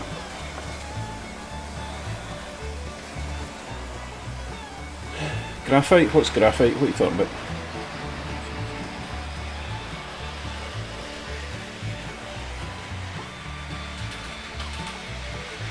I'm reading the chat while this sucks up all the excess liquid. So Robert just uses Labelle. Are you talking about the oil? Or, because Labelle does more than just oil, right? They've got all sorts of fancy stuff. I might pick some other stuff from the Labelle range up next time I'm in a hobby shop. It's the only place you can get it. Really, you can get it online, but it costs even more online for some weird reason. Jim uses car axle bearing grease. Wow. Interesting. I think I've actually got some of that. I could put some in a little tub and keep it in the train room. Superlube full synthetic grease is cheap and plastic safe. Oh, see, now I feel bad. Okay, next time I'm in my garage I'll grab some car stuff and put it in a little container just for this.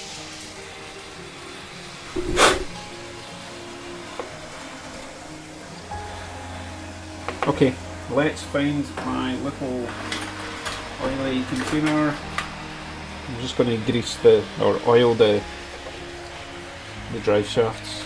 Just a dribble.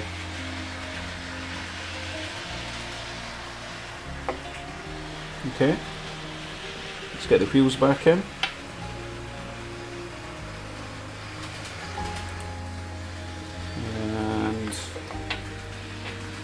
Going to have to be these the right way round.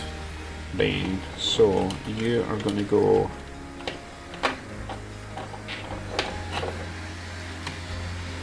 I can't remember which way round they were.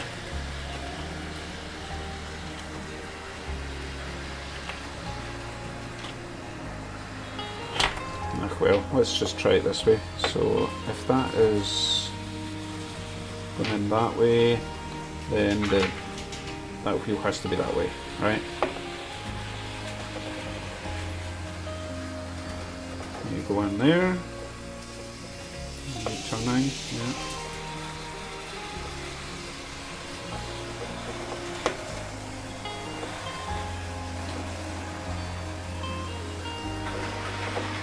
I'm going to put more Vaseline on it, just to really annoy everyone watching. Yes, I did put that brass wheel in the wrong way now. There we go.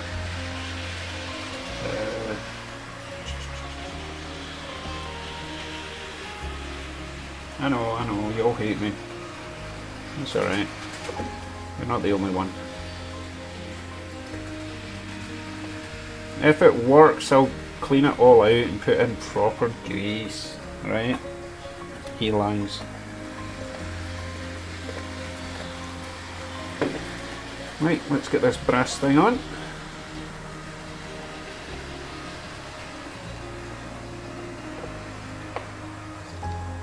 Okay, that goes there, pushes down on all the axles.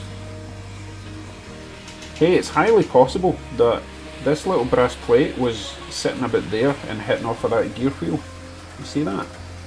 if it wasn't centered properly. Let's be careful how that goes back on then. Right, cover. Let's get you on.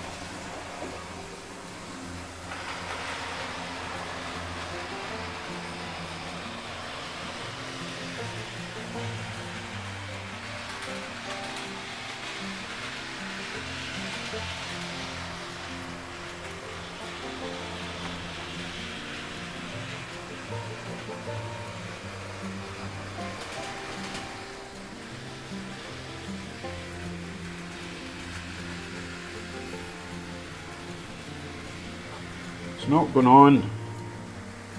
Oh, I think this little white wire has to be a very specific place.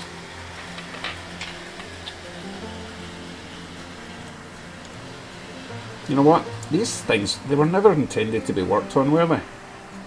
They were intended to be replaced with a brand new model the following Christmas.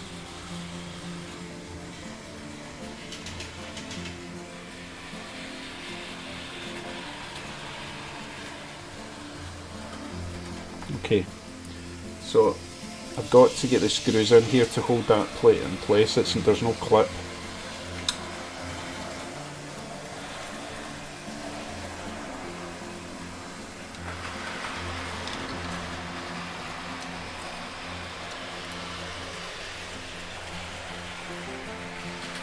Hello shaky hands, just spotted you there. Right, I think we are back together. Let me just catch up and chat. Super is very good. We've got safe plastics, shaky hands. Anyone know what brand this Loco is? This one that I'm working on is a Tyco.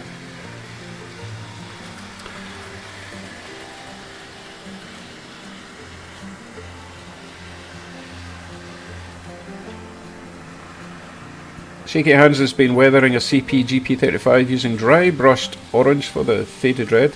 That sounds nice. Let's see if I can get this back together without breaking everything. If I've got them in the right way round. Pickups that side, pickups on the opposite side.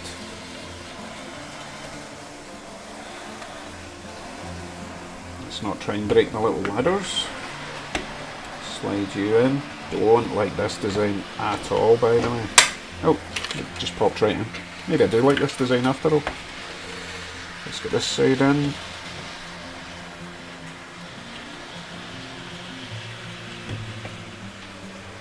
Yeah, it's not a very user-friendly design, I have to say.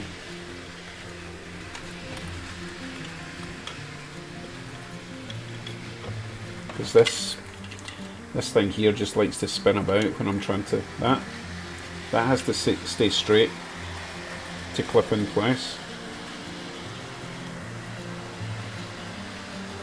And these ladders are directly in line with the slot it has to go into, just to make it just even harder. Let's see if we can get that side, the opposite side in first.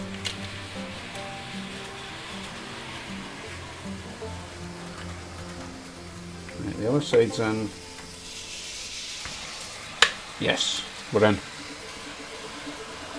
Okay, let's remove the Union Pacific. Remove these dodgy gloves. Let's see if I've made any improvement whatsoever.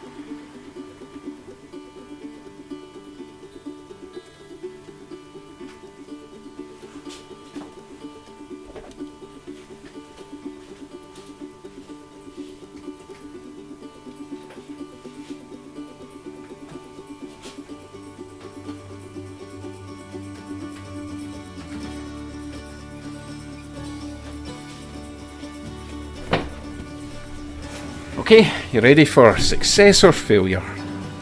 Who votes success? Who votes failure? I always vote success. Always. Failure is not an option. It is an option, just an option I don't want to take. Right, ready? Here we go.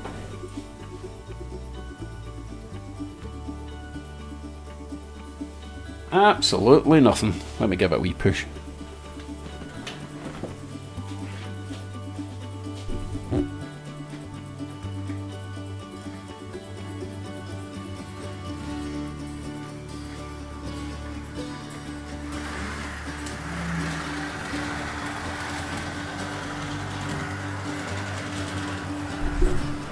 Well, that sounds a bit nicer.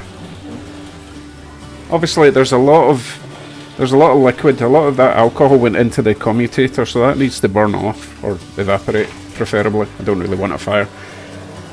And then we'll try it at a slow speed and see if it runs nice. Tell you what, that's running much smoother than I was expecting. I really thought that was going to be a bit of a waste of time. Right, we're currently at half speed. I'm going to turn it up a bit. Whoa! Whoa, it's a flyer! I'll turn it down a little bit. That just looks dangerous. Oh, I missed the bridge shot. My goodness, it's fast. Woo! It's staying on the track.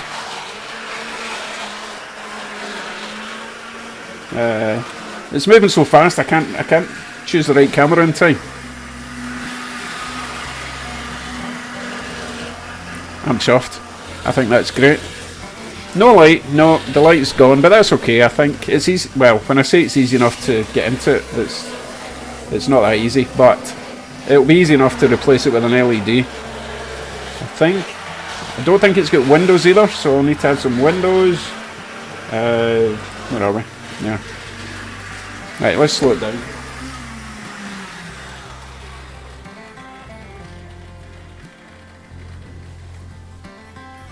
Yeah, it needs a bit more running in. Pretty good though, I'm happy with that.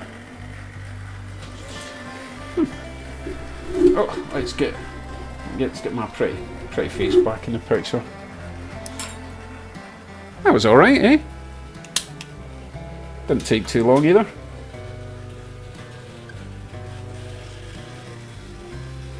I'll just leave that running for a wee while if you don't mind.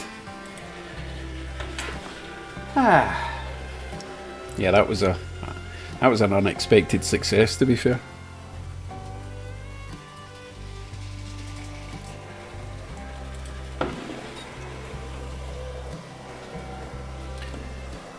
I'm gonna have to get.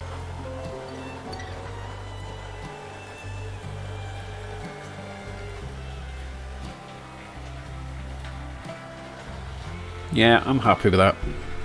I could. No, I don't actually have any passenger cars other than the yellow ones and the Via Rail ones. I could hook it up to the Via Rail, but it doesn't have a coupler at the back at the moment anyway, so let's just let it run around the track a few laps and we'll play with something else. I honestly expected that to take a lot longer. And I do have that nasty job that I have to do in that other one, the F40 thing, but that's going to require a bit more time and patience.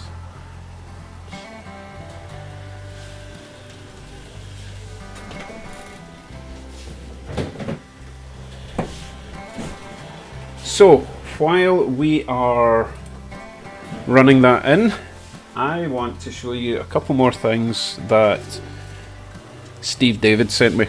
Okay, first of all, I'll get the bus and the coach over.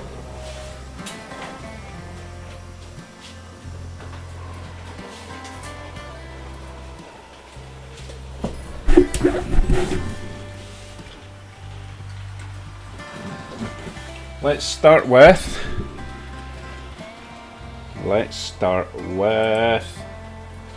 this.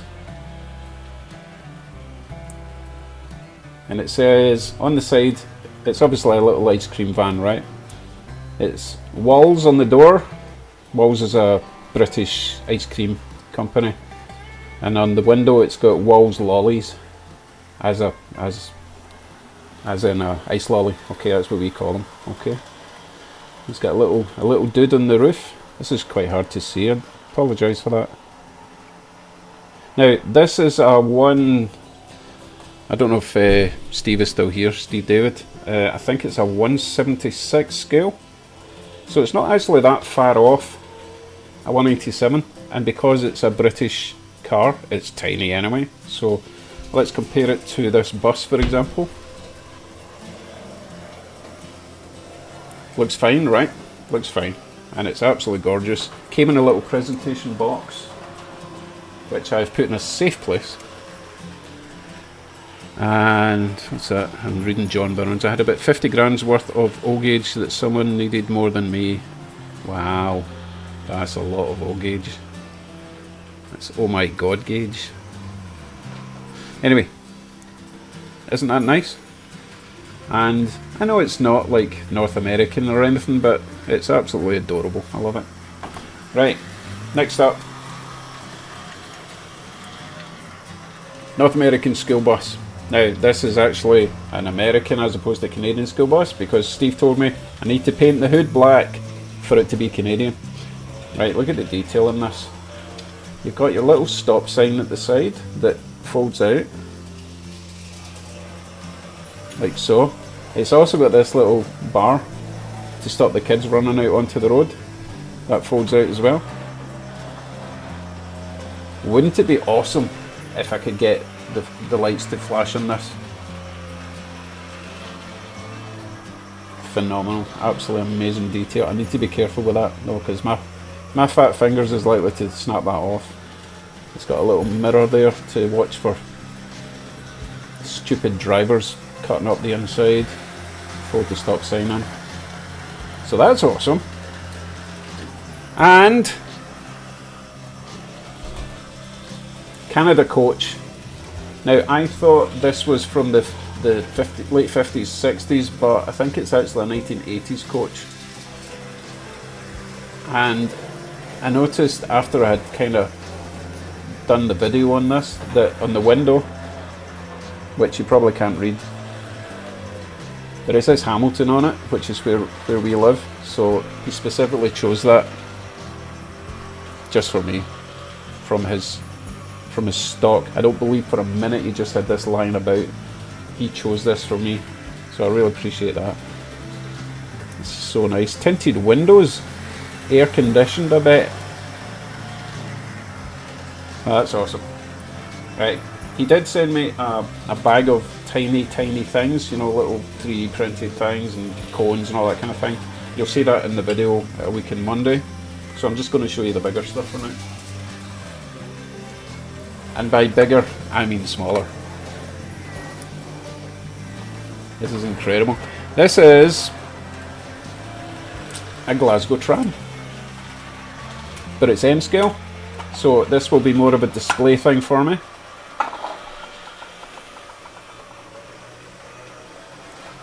You know what, I need my glasses because it does actually have writing on it. It says Govan Depot. Govan is a place just south side of the Clyde. I really hope this is in focus. Isn't this awesome? I'm not taking it off the stand. I'm pretty sure that the wheels will move, but it's not powered. It's just a gorgeous little display thing. Isn't that nice? Again, he specifically chose this because he knew I was from Glasgow, and for some reason the Santa Fe's just switched off. Let's see what's going on there.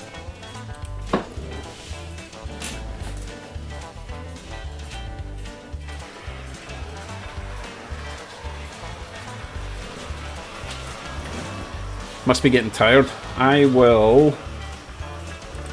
I think I'll run them in reverse for a wee while.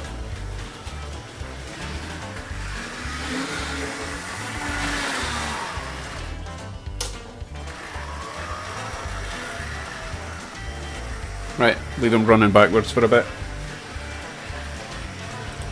Okay, back to the goodies.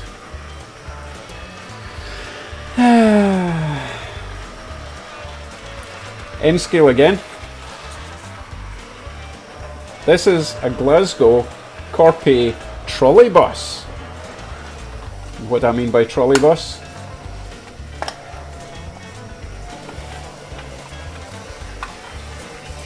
Try to be careful getting this box apart, but it doesn't want to release from its...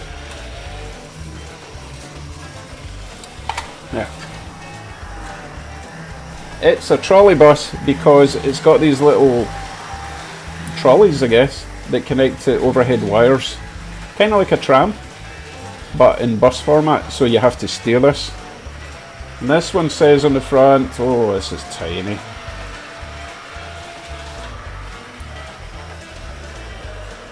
Yeah, I know you can't read it. It says Shawfield. And I don't even think Shawfield exists anymore. I think they tore it down. It's an old estate in Glasgow. Could be wrong, but isn't that nice? N scale again, so that's going to be display purposes only. Delish. Yes, electric trolley bus.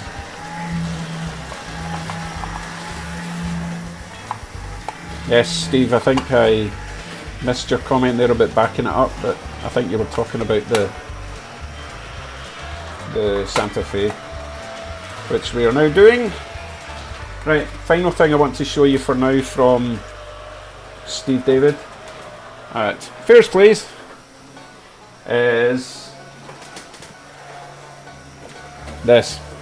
This is a 1/76 scale, so it's a little bit big, but it's awesome. And we bring it out its box. We have another Glasgow Corpay bus. This is not an electric one. This is a standard, probably diesel. I'm thinking this is possibly pre-World War II era, or round about World War II, judging by the front. It's got that sort of Model T looking face to it. And I tell you, they used these colours right up until I was in like high school, and then they changed it all to like orange and all weird colours.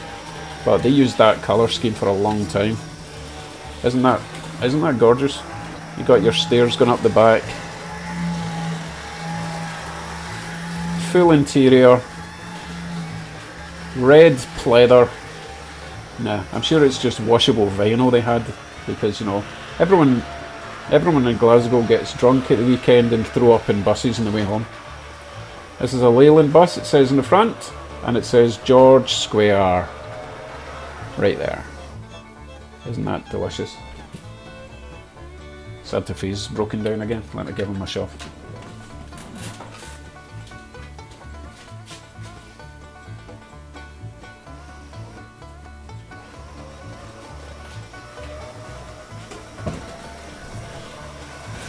Getting a bit of a burny oil smell, so we'll maybe give him a rest. Let him cool down a bit before we run him again. But I am happy with the results of that particular project. Not a bad creep considering it still needs to run in. Eh, not bad at all. I'm happy with that. So what was I saying? He needs... Yeah, he doesn't have any glass. His light isn't working. He does have number boards, which I think will light up if I put bulbs behind that. That's actually really nice. Considering how old this must be, I think it's got reasonable detail. I could easily get a coupler in the back. It's just one of those slide in, clip down jobs. All these ladders are intact despite me trying to break them earlier. Result. Awesome. Right. Let's get another train on and I will tidy this mess I just made up on my desk. Let's see if anyone's jumped in while I wasn't looking. Right, so John reckons that this bus will still work with HO, let's put it down next to that big truck and see how it looks, shall we? No, Jim, the gears didn't melt from the Vaseline. Not that quickly.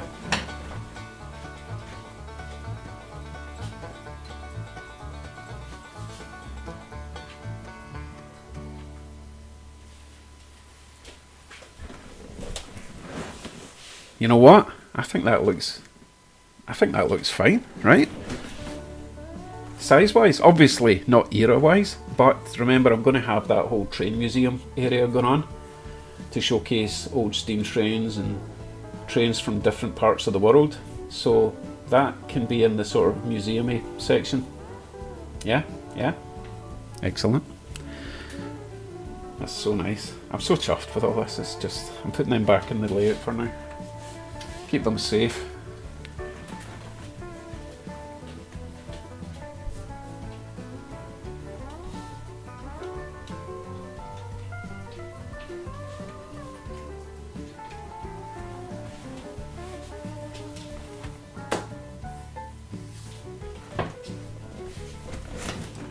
Right, train choice. Someone suggests the Loco to put on while I tidy up.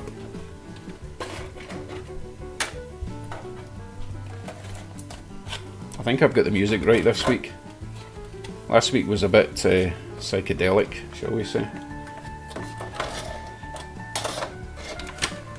Steamer? Sure, let's go the steamer.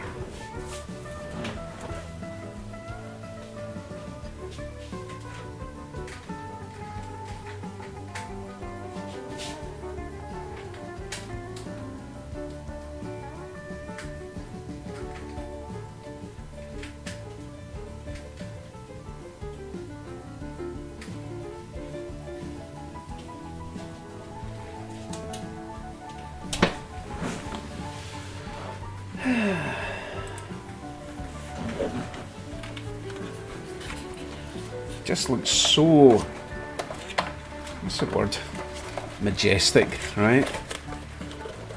So much more effort went into making these old steamers than the modern stuff, I believe. A lot more handcrafted stuff, right? Oh, Phil's leaving. Good night, Phil. Phil suggested the steam train and then buggers off to bed. That's gratitude for you. Night, Phil.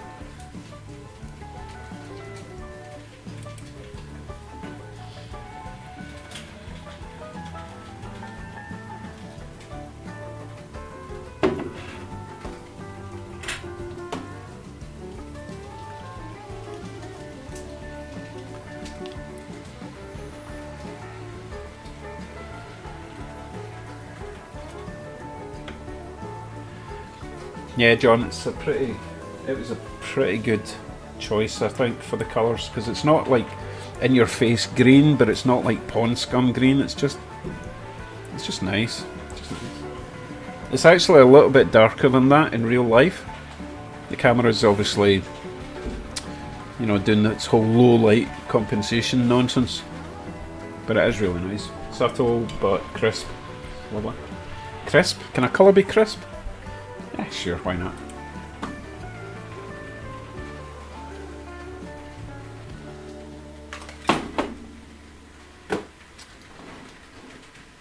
I'm just tidying up. You talk amongst yourselves if anyone's still here.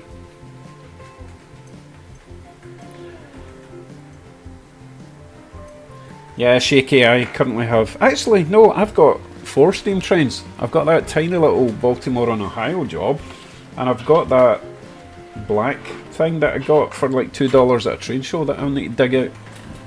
But I've got this. Show you.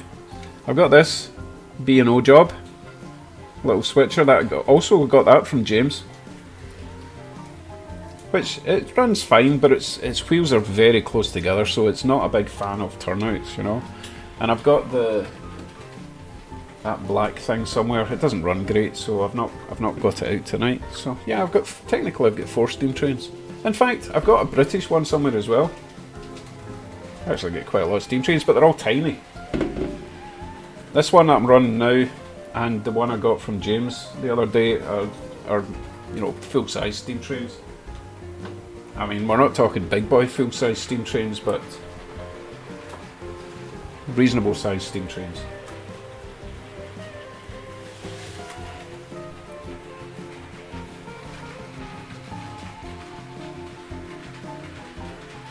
Yeah, John, nice piece of kit. Hello, Debbie Hudgens. I'm very pleased you enjoy watching my videos. We have been running some trains tonight, and we even managed to fix one, incredibly.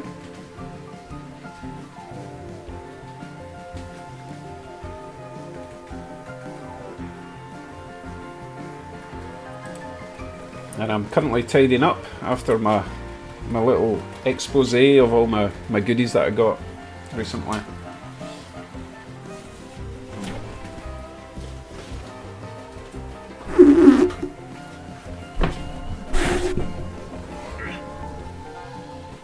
Tools away till the next time. Ugh. Still got that F40 line in bits. I need to be careful. I don't want to. I'll probably work on that once we finish the stream. It's just going to annoy me lying in bits like that. Right. So I'm guessing Shaky is not in North America if he doesn't have any American steam trains yet. I thought you would still get. Nah, I suppose they're going to be HO, which is going to be. It's going to be too small for your layout, right? Oh yes.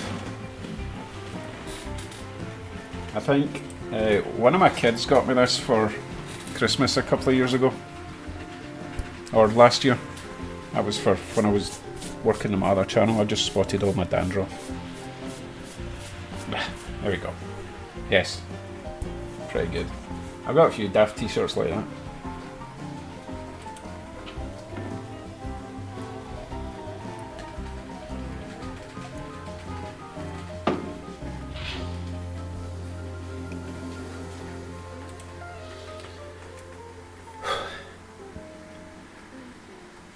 So, I wonder if anyone wants to leave a link to their channel. I'm not sure if I can.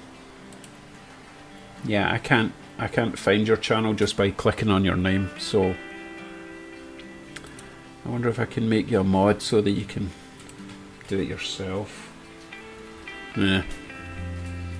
Tell you what, just leave in a comment if you've got a channel, and I'll sort it out and try and get links up for you all, okay? Oh, there we go.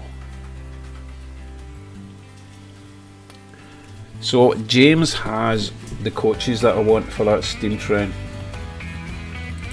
He's got the Canadian National coaches.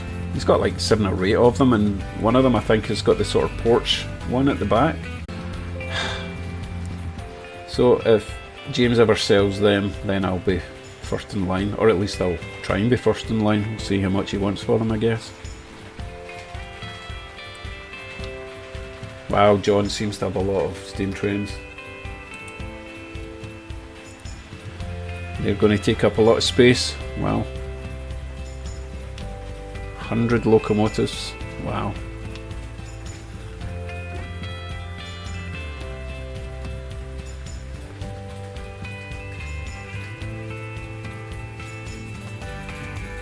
So Shaky does collect American diesels. I know they can run on the British slate. They're just going to be a little bit undersized, that's all. The track's the same size, you know.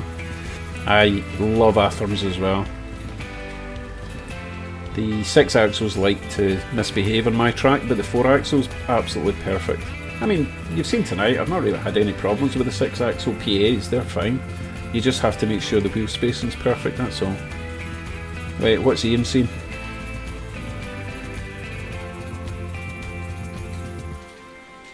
Did I miss something, Ian? You seen something I didn't? Why's my steam train stopped? What does Ian know?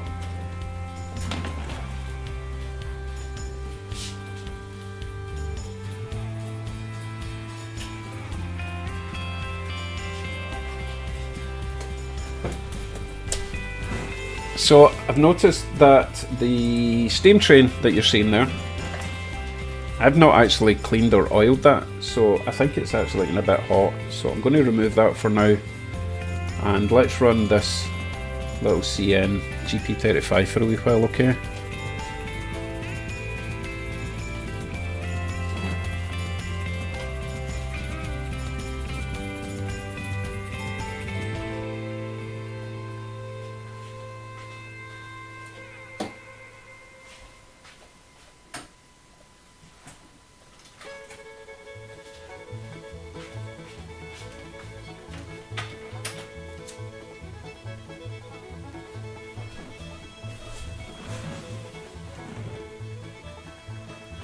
This is such a nice runner now.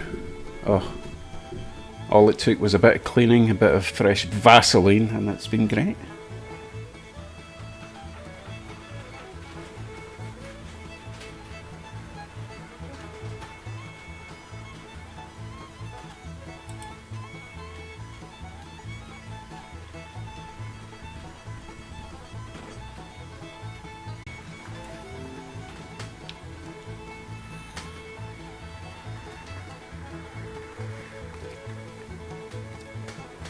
I think Jim must have had some bad experience with Vaseline.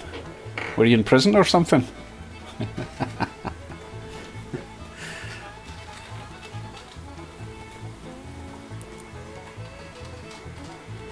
Sorry, Robert. GP9, you are correct.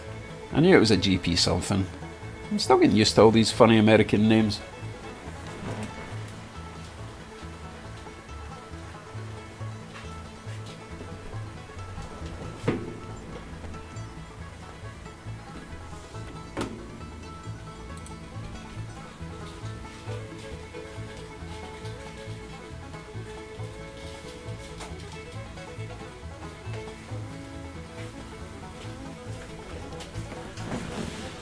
There we go. Bigger fans. Okay, so they have, what did he say? Square roofs. GP 35s have square roofs. I do have a 35. Oh, where's this 35? Anyway, they've got square roofs and oh God, what did he say? Bigger fans. Square roofs, bigger fans. Okay, I need to look that up. I have to learn all these things. It's important, you know.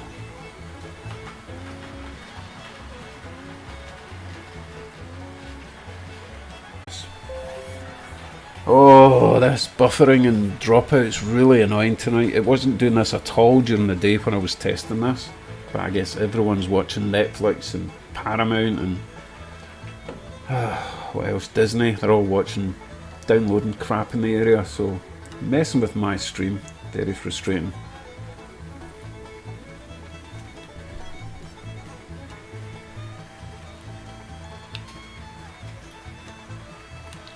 Yeah, Steve, I'm planning to add some epoxy type stuff. I've been watching a lot of Luke Town, the master, getting some tips. I'll try it in a little sample square somewhere first. Make sure it's going to work, because I'm obviously going to have to see so that it doesn't just run out the sides of the layout. So I want to make sure that I've got the technique down before I commit to that whole area.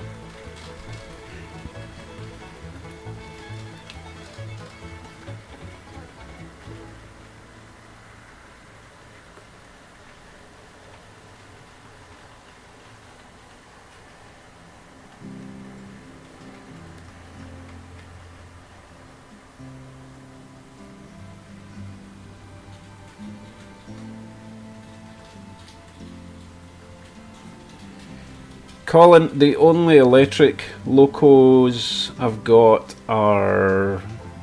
no, I don't actually. I was going to say the Intercity 125, but that was a diesel, wasn't it? Diesel electric thing. So it doesn't have any pickups above it. So no, I don't have any electric that I'm aware of. No. That's a very European thing. I do like the electric stuff, you don't see it much here. There was a guy selling quite a lot at that last train show, but it's kind of expensive because there's not so much of it.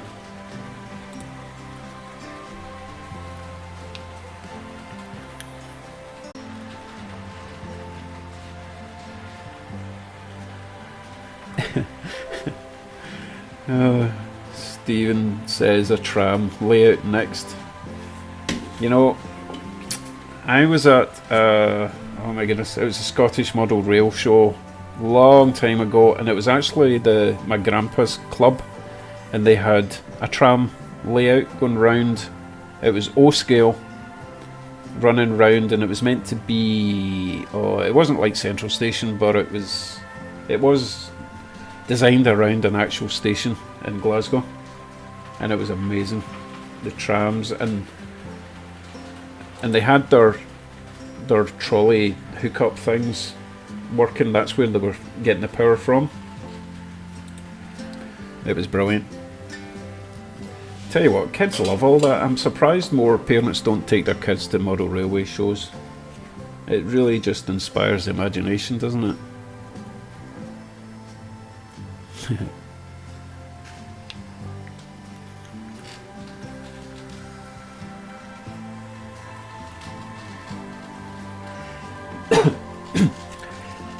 Excuse me. Yeah, I do need to create either shelving or boxes. Sorry, my voice is leaving me. That's a sign, isn't it? That's a sign to stop talking. Anyway, I need to sort out my rolling stock. I've even got some in boxes under the layout that I don't know what's happened to my voice. I'll start whispering. The screen seems to be glitching a bit as well. I think I'm running out of internet.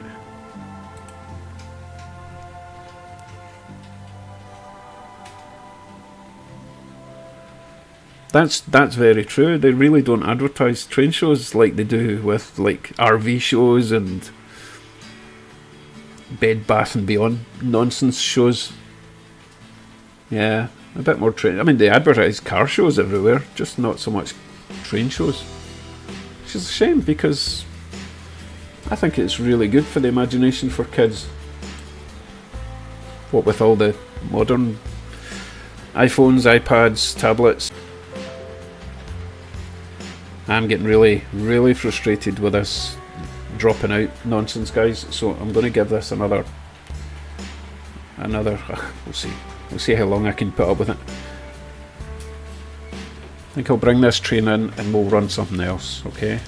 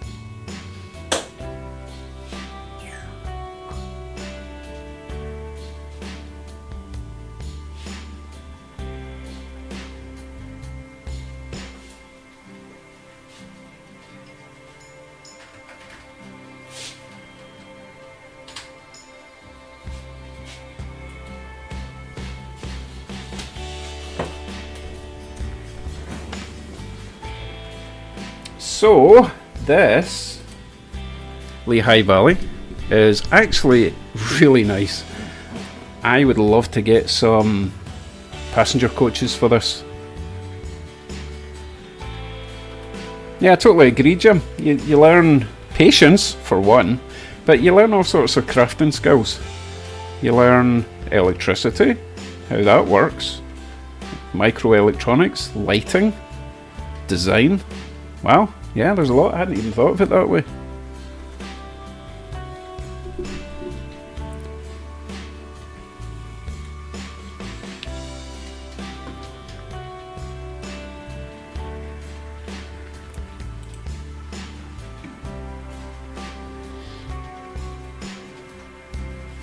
Yep, carpentry. That's another one. Money management. Maybe not so much.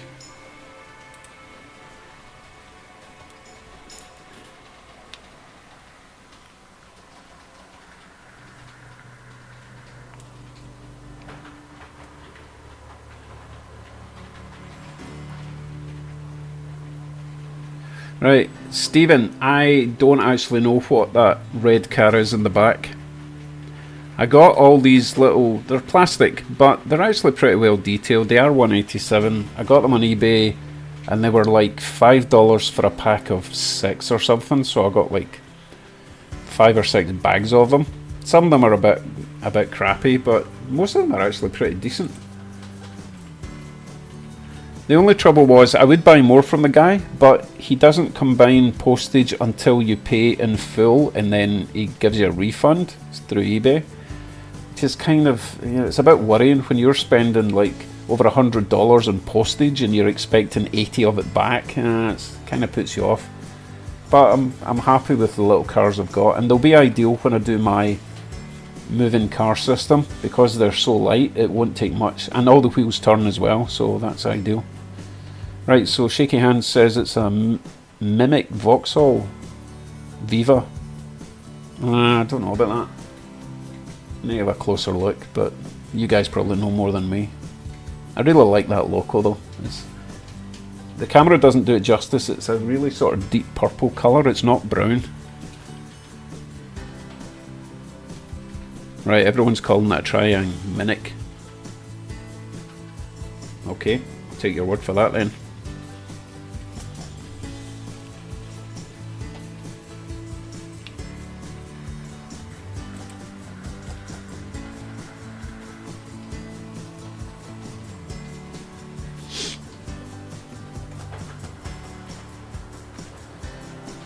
I think I'll need to add some LEDs to this Loco. I think it's really nice.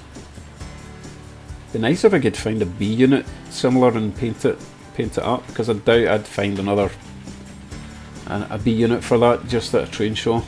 You never know, but unlikely. So if I find just an F unit, B unit, whatever it's called, paint it the colour, add a couple of decals, that would look nice, and get some passenger cars for it, because it runs really great, really nice and smooth. Oh Jim, I'm dying to get started in that system, but I've got to finish that whole mountain, that left hand wall scene, get the ballast on the track, because I don't want to be leaning over all my new car and town stuff to ballast and add more detail up there, so I've got to get that done this week. I've pre-made some videos for the next week or so I can just concentrate on the layout stuff all next week.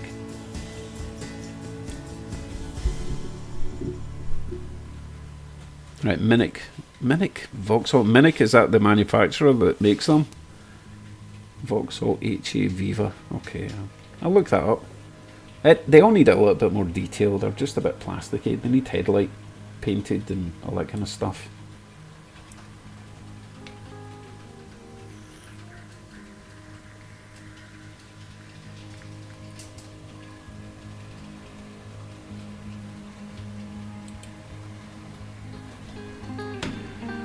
Right, we are close to wrapping things up. I'm just chilling out. And the internet seems to agree that it's almost time to wrap up with all these dropouts. Oh, missed a post from Shaky Hands. Thing is, for a very cheap layout compared to model railways, kids can have an immersive experience where they can travel the world learning to drive real locomotives in very luxurious detail. Yep. Thing is, a lot of these locos that are in that shot are even before my time. So, you know, kids, not my age of kids, my kids' age, but younger, they won't have a clue what they're looking at here unless they see these things in video, right?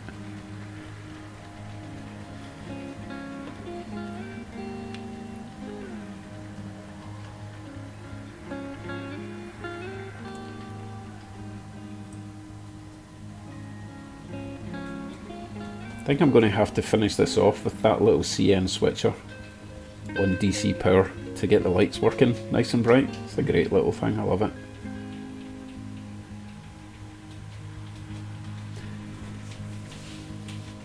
So I will bring in this Lehigh on the next loop into the yard and we'll get the little CN switcher on, okay?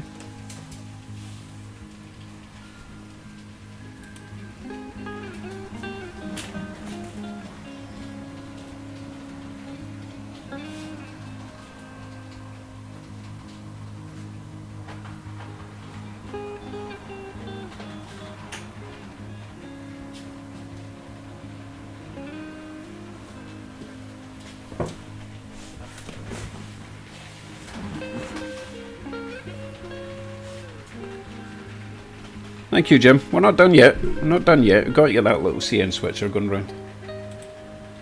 But hey, if you want to leave, you're not a prisoner here. Right, hopefully I've switched this the right way and it'll come into just behind the CSX.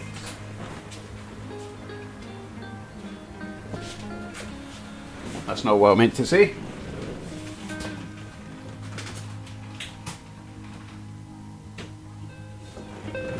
Yeah, that wasn't meant to go in there. Right, I'll unpower that and get the CN switcher on.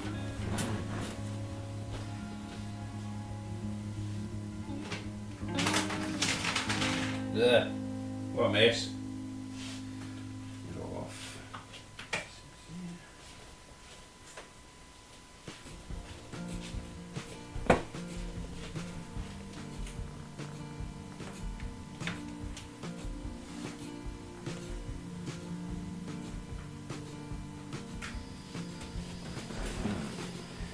And yes, you're not supposed to run DC trains on DCC, but it's the only way you can get all the lights working, and it looks awesome.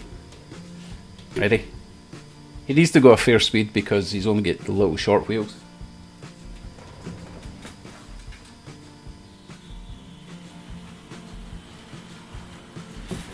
Might get away with that speed, but you know what it's like. Little switchers with a short wheel span, they don't like going over turnouts very well. What are you printing at the moment, Jim?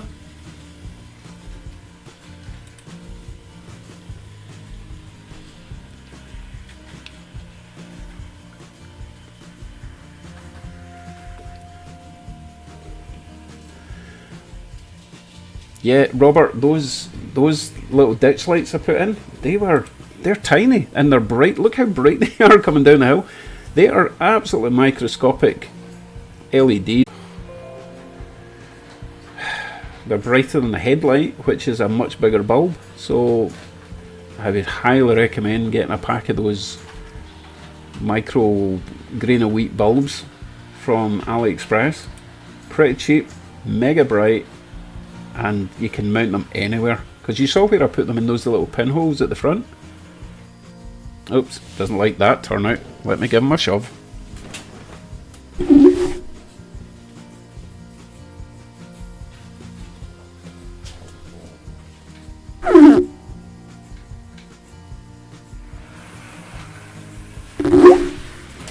Yeah, I did say he has to go fast to get over these points. Right, so Steve has just finished a concrete elevator. Wow, that sounds like a big job.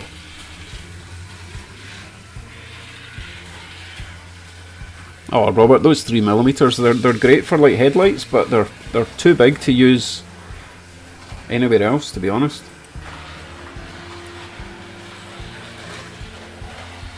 Such a great little runner. You know what, it's not the Loco's fault, it's my track's fault that it doesn't like the turnouts, the switches.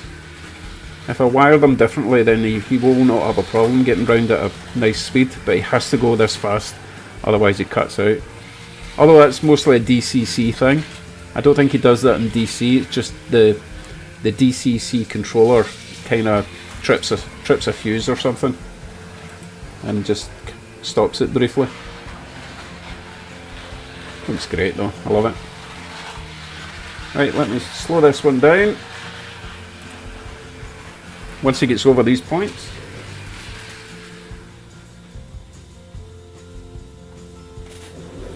Because it is capable of going this slow. Pretty smooth. Yes, express switcher. I did add a little bit of weight, as you probably saw, but it's still not heavy enough to pull anything. Unless it's on the flat, it'll pull a few things.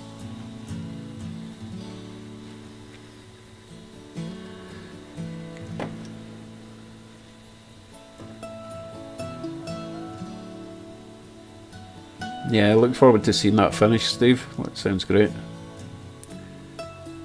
Right, Jim, I recommend a Prusa. I have 5 of them. I don't know what Prusa is. Is that a type of Loco or is that a printer? I don't know. Alright. Yeah, see, the little switcher stopped again, but it's not actually out of power, I don't think. It's just that it's tripped to DCC.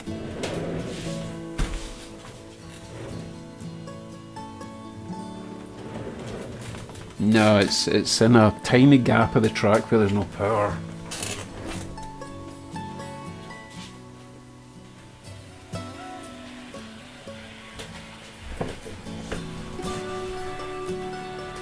Okay folks, I think we're going to wrap this up and hopefully finish with my little CN switcher finishing up here next to me. Thank you all for joining me tonight.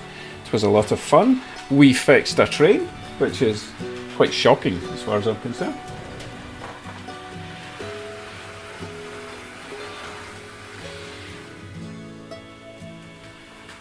And we got to run some awesome trains.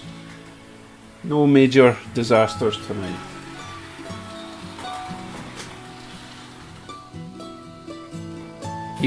He was meant to stop in front of the camera.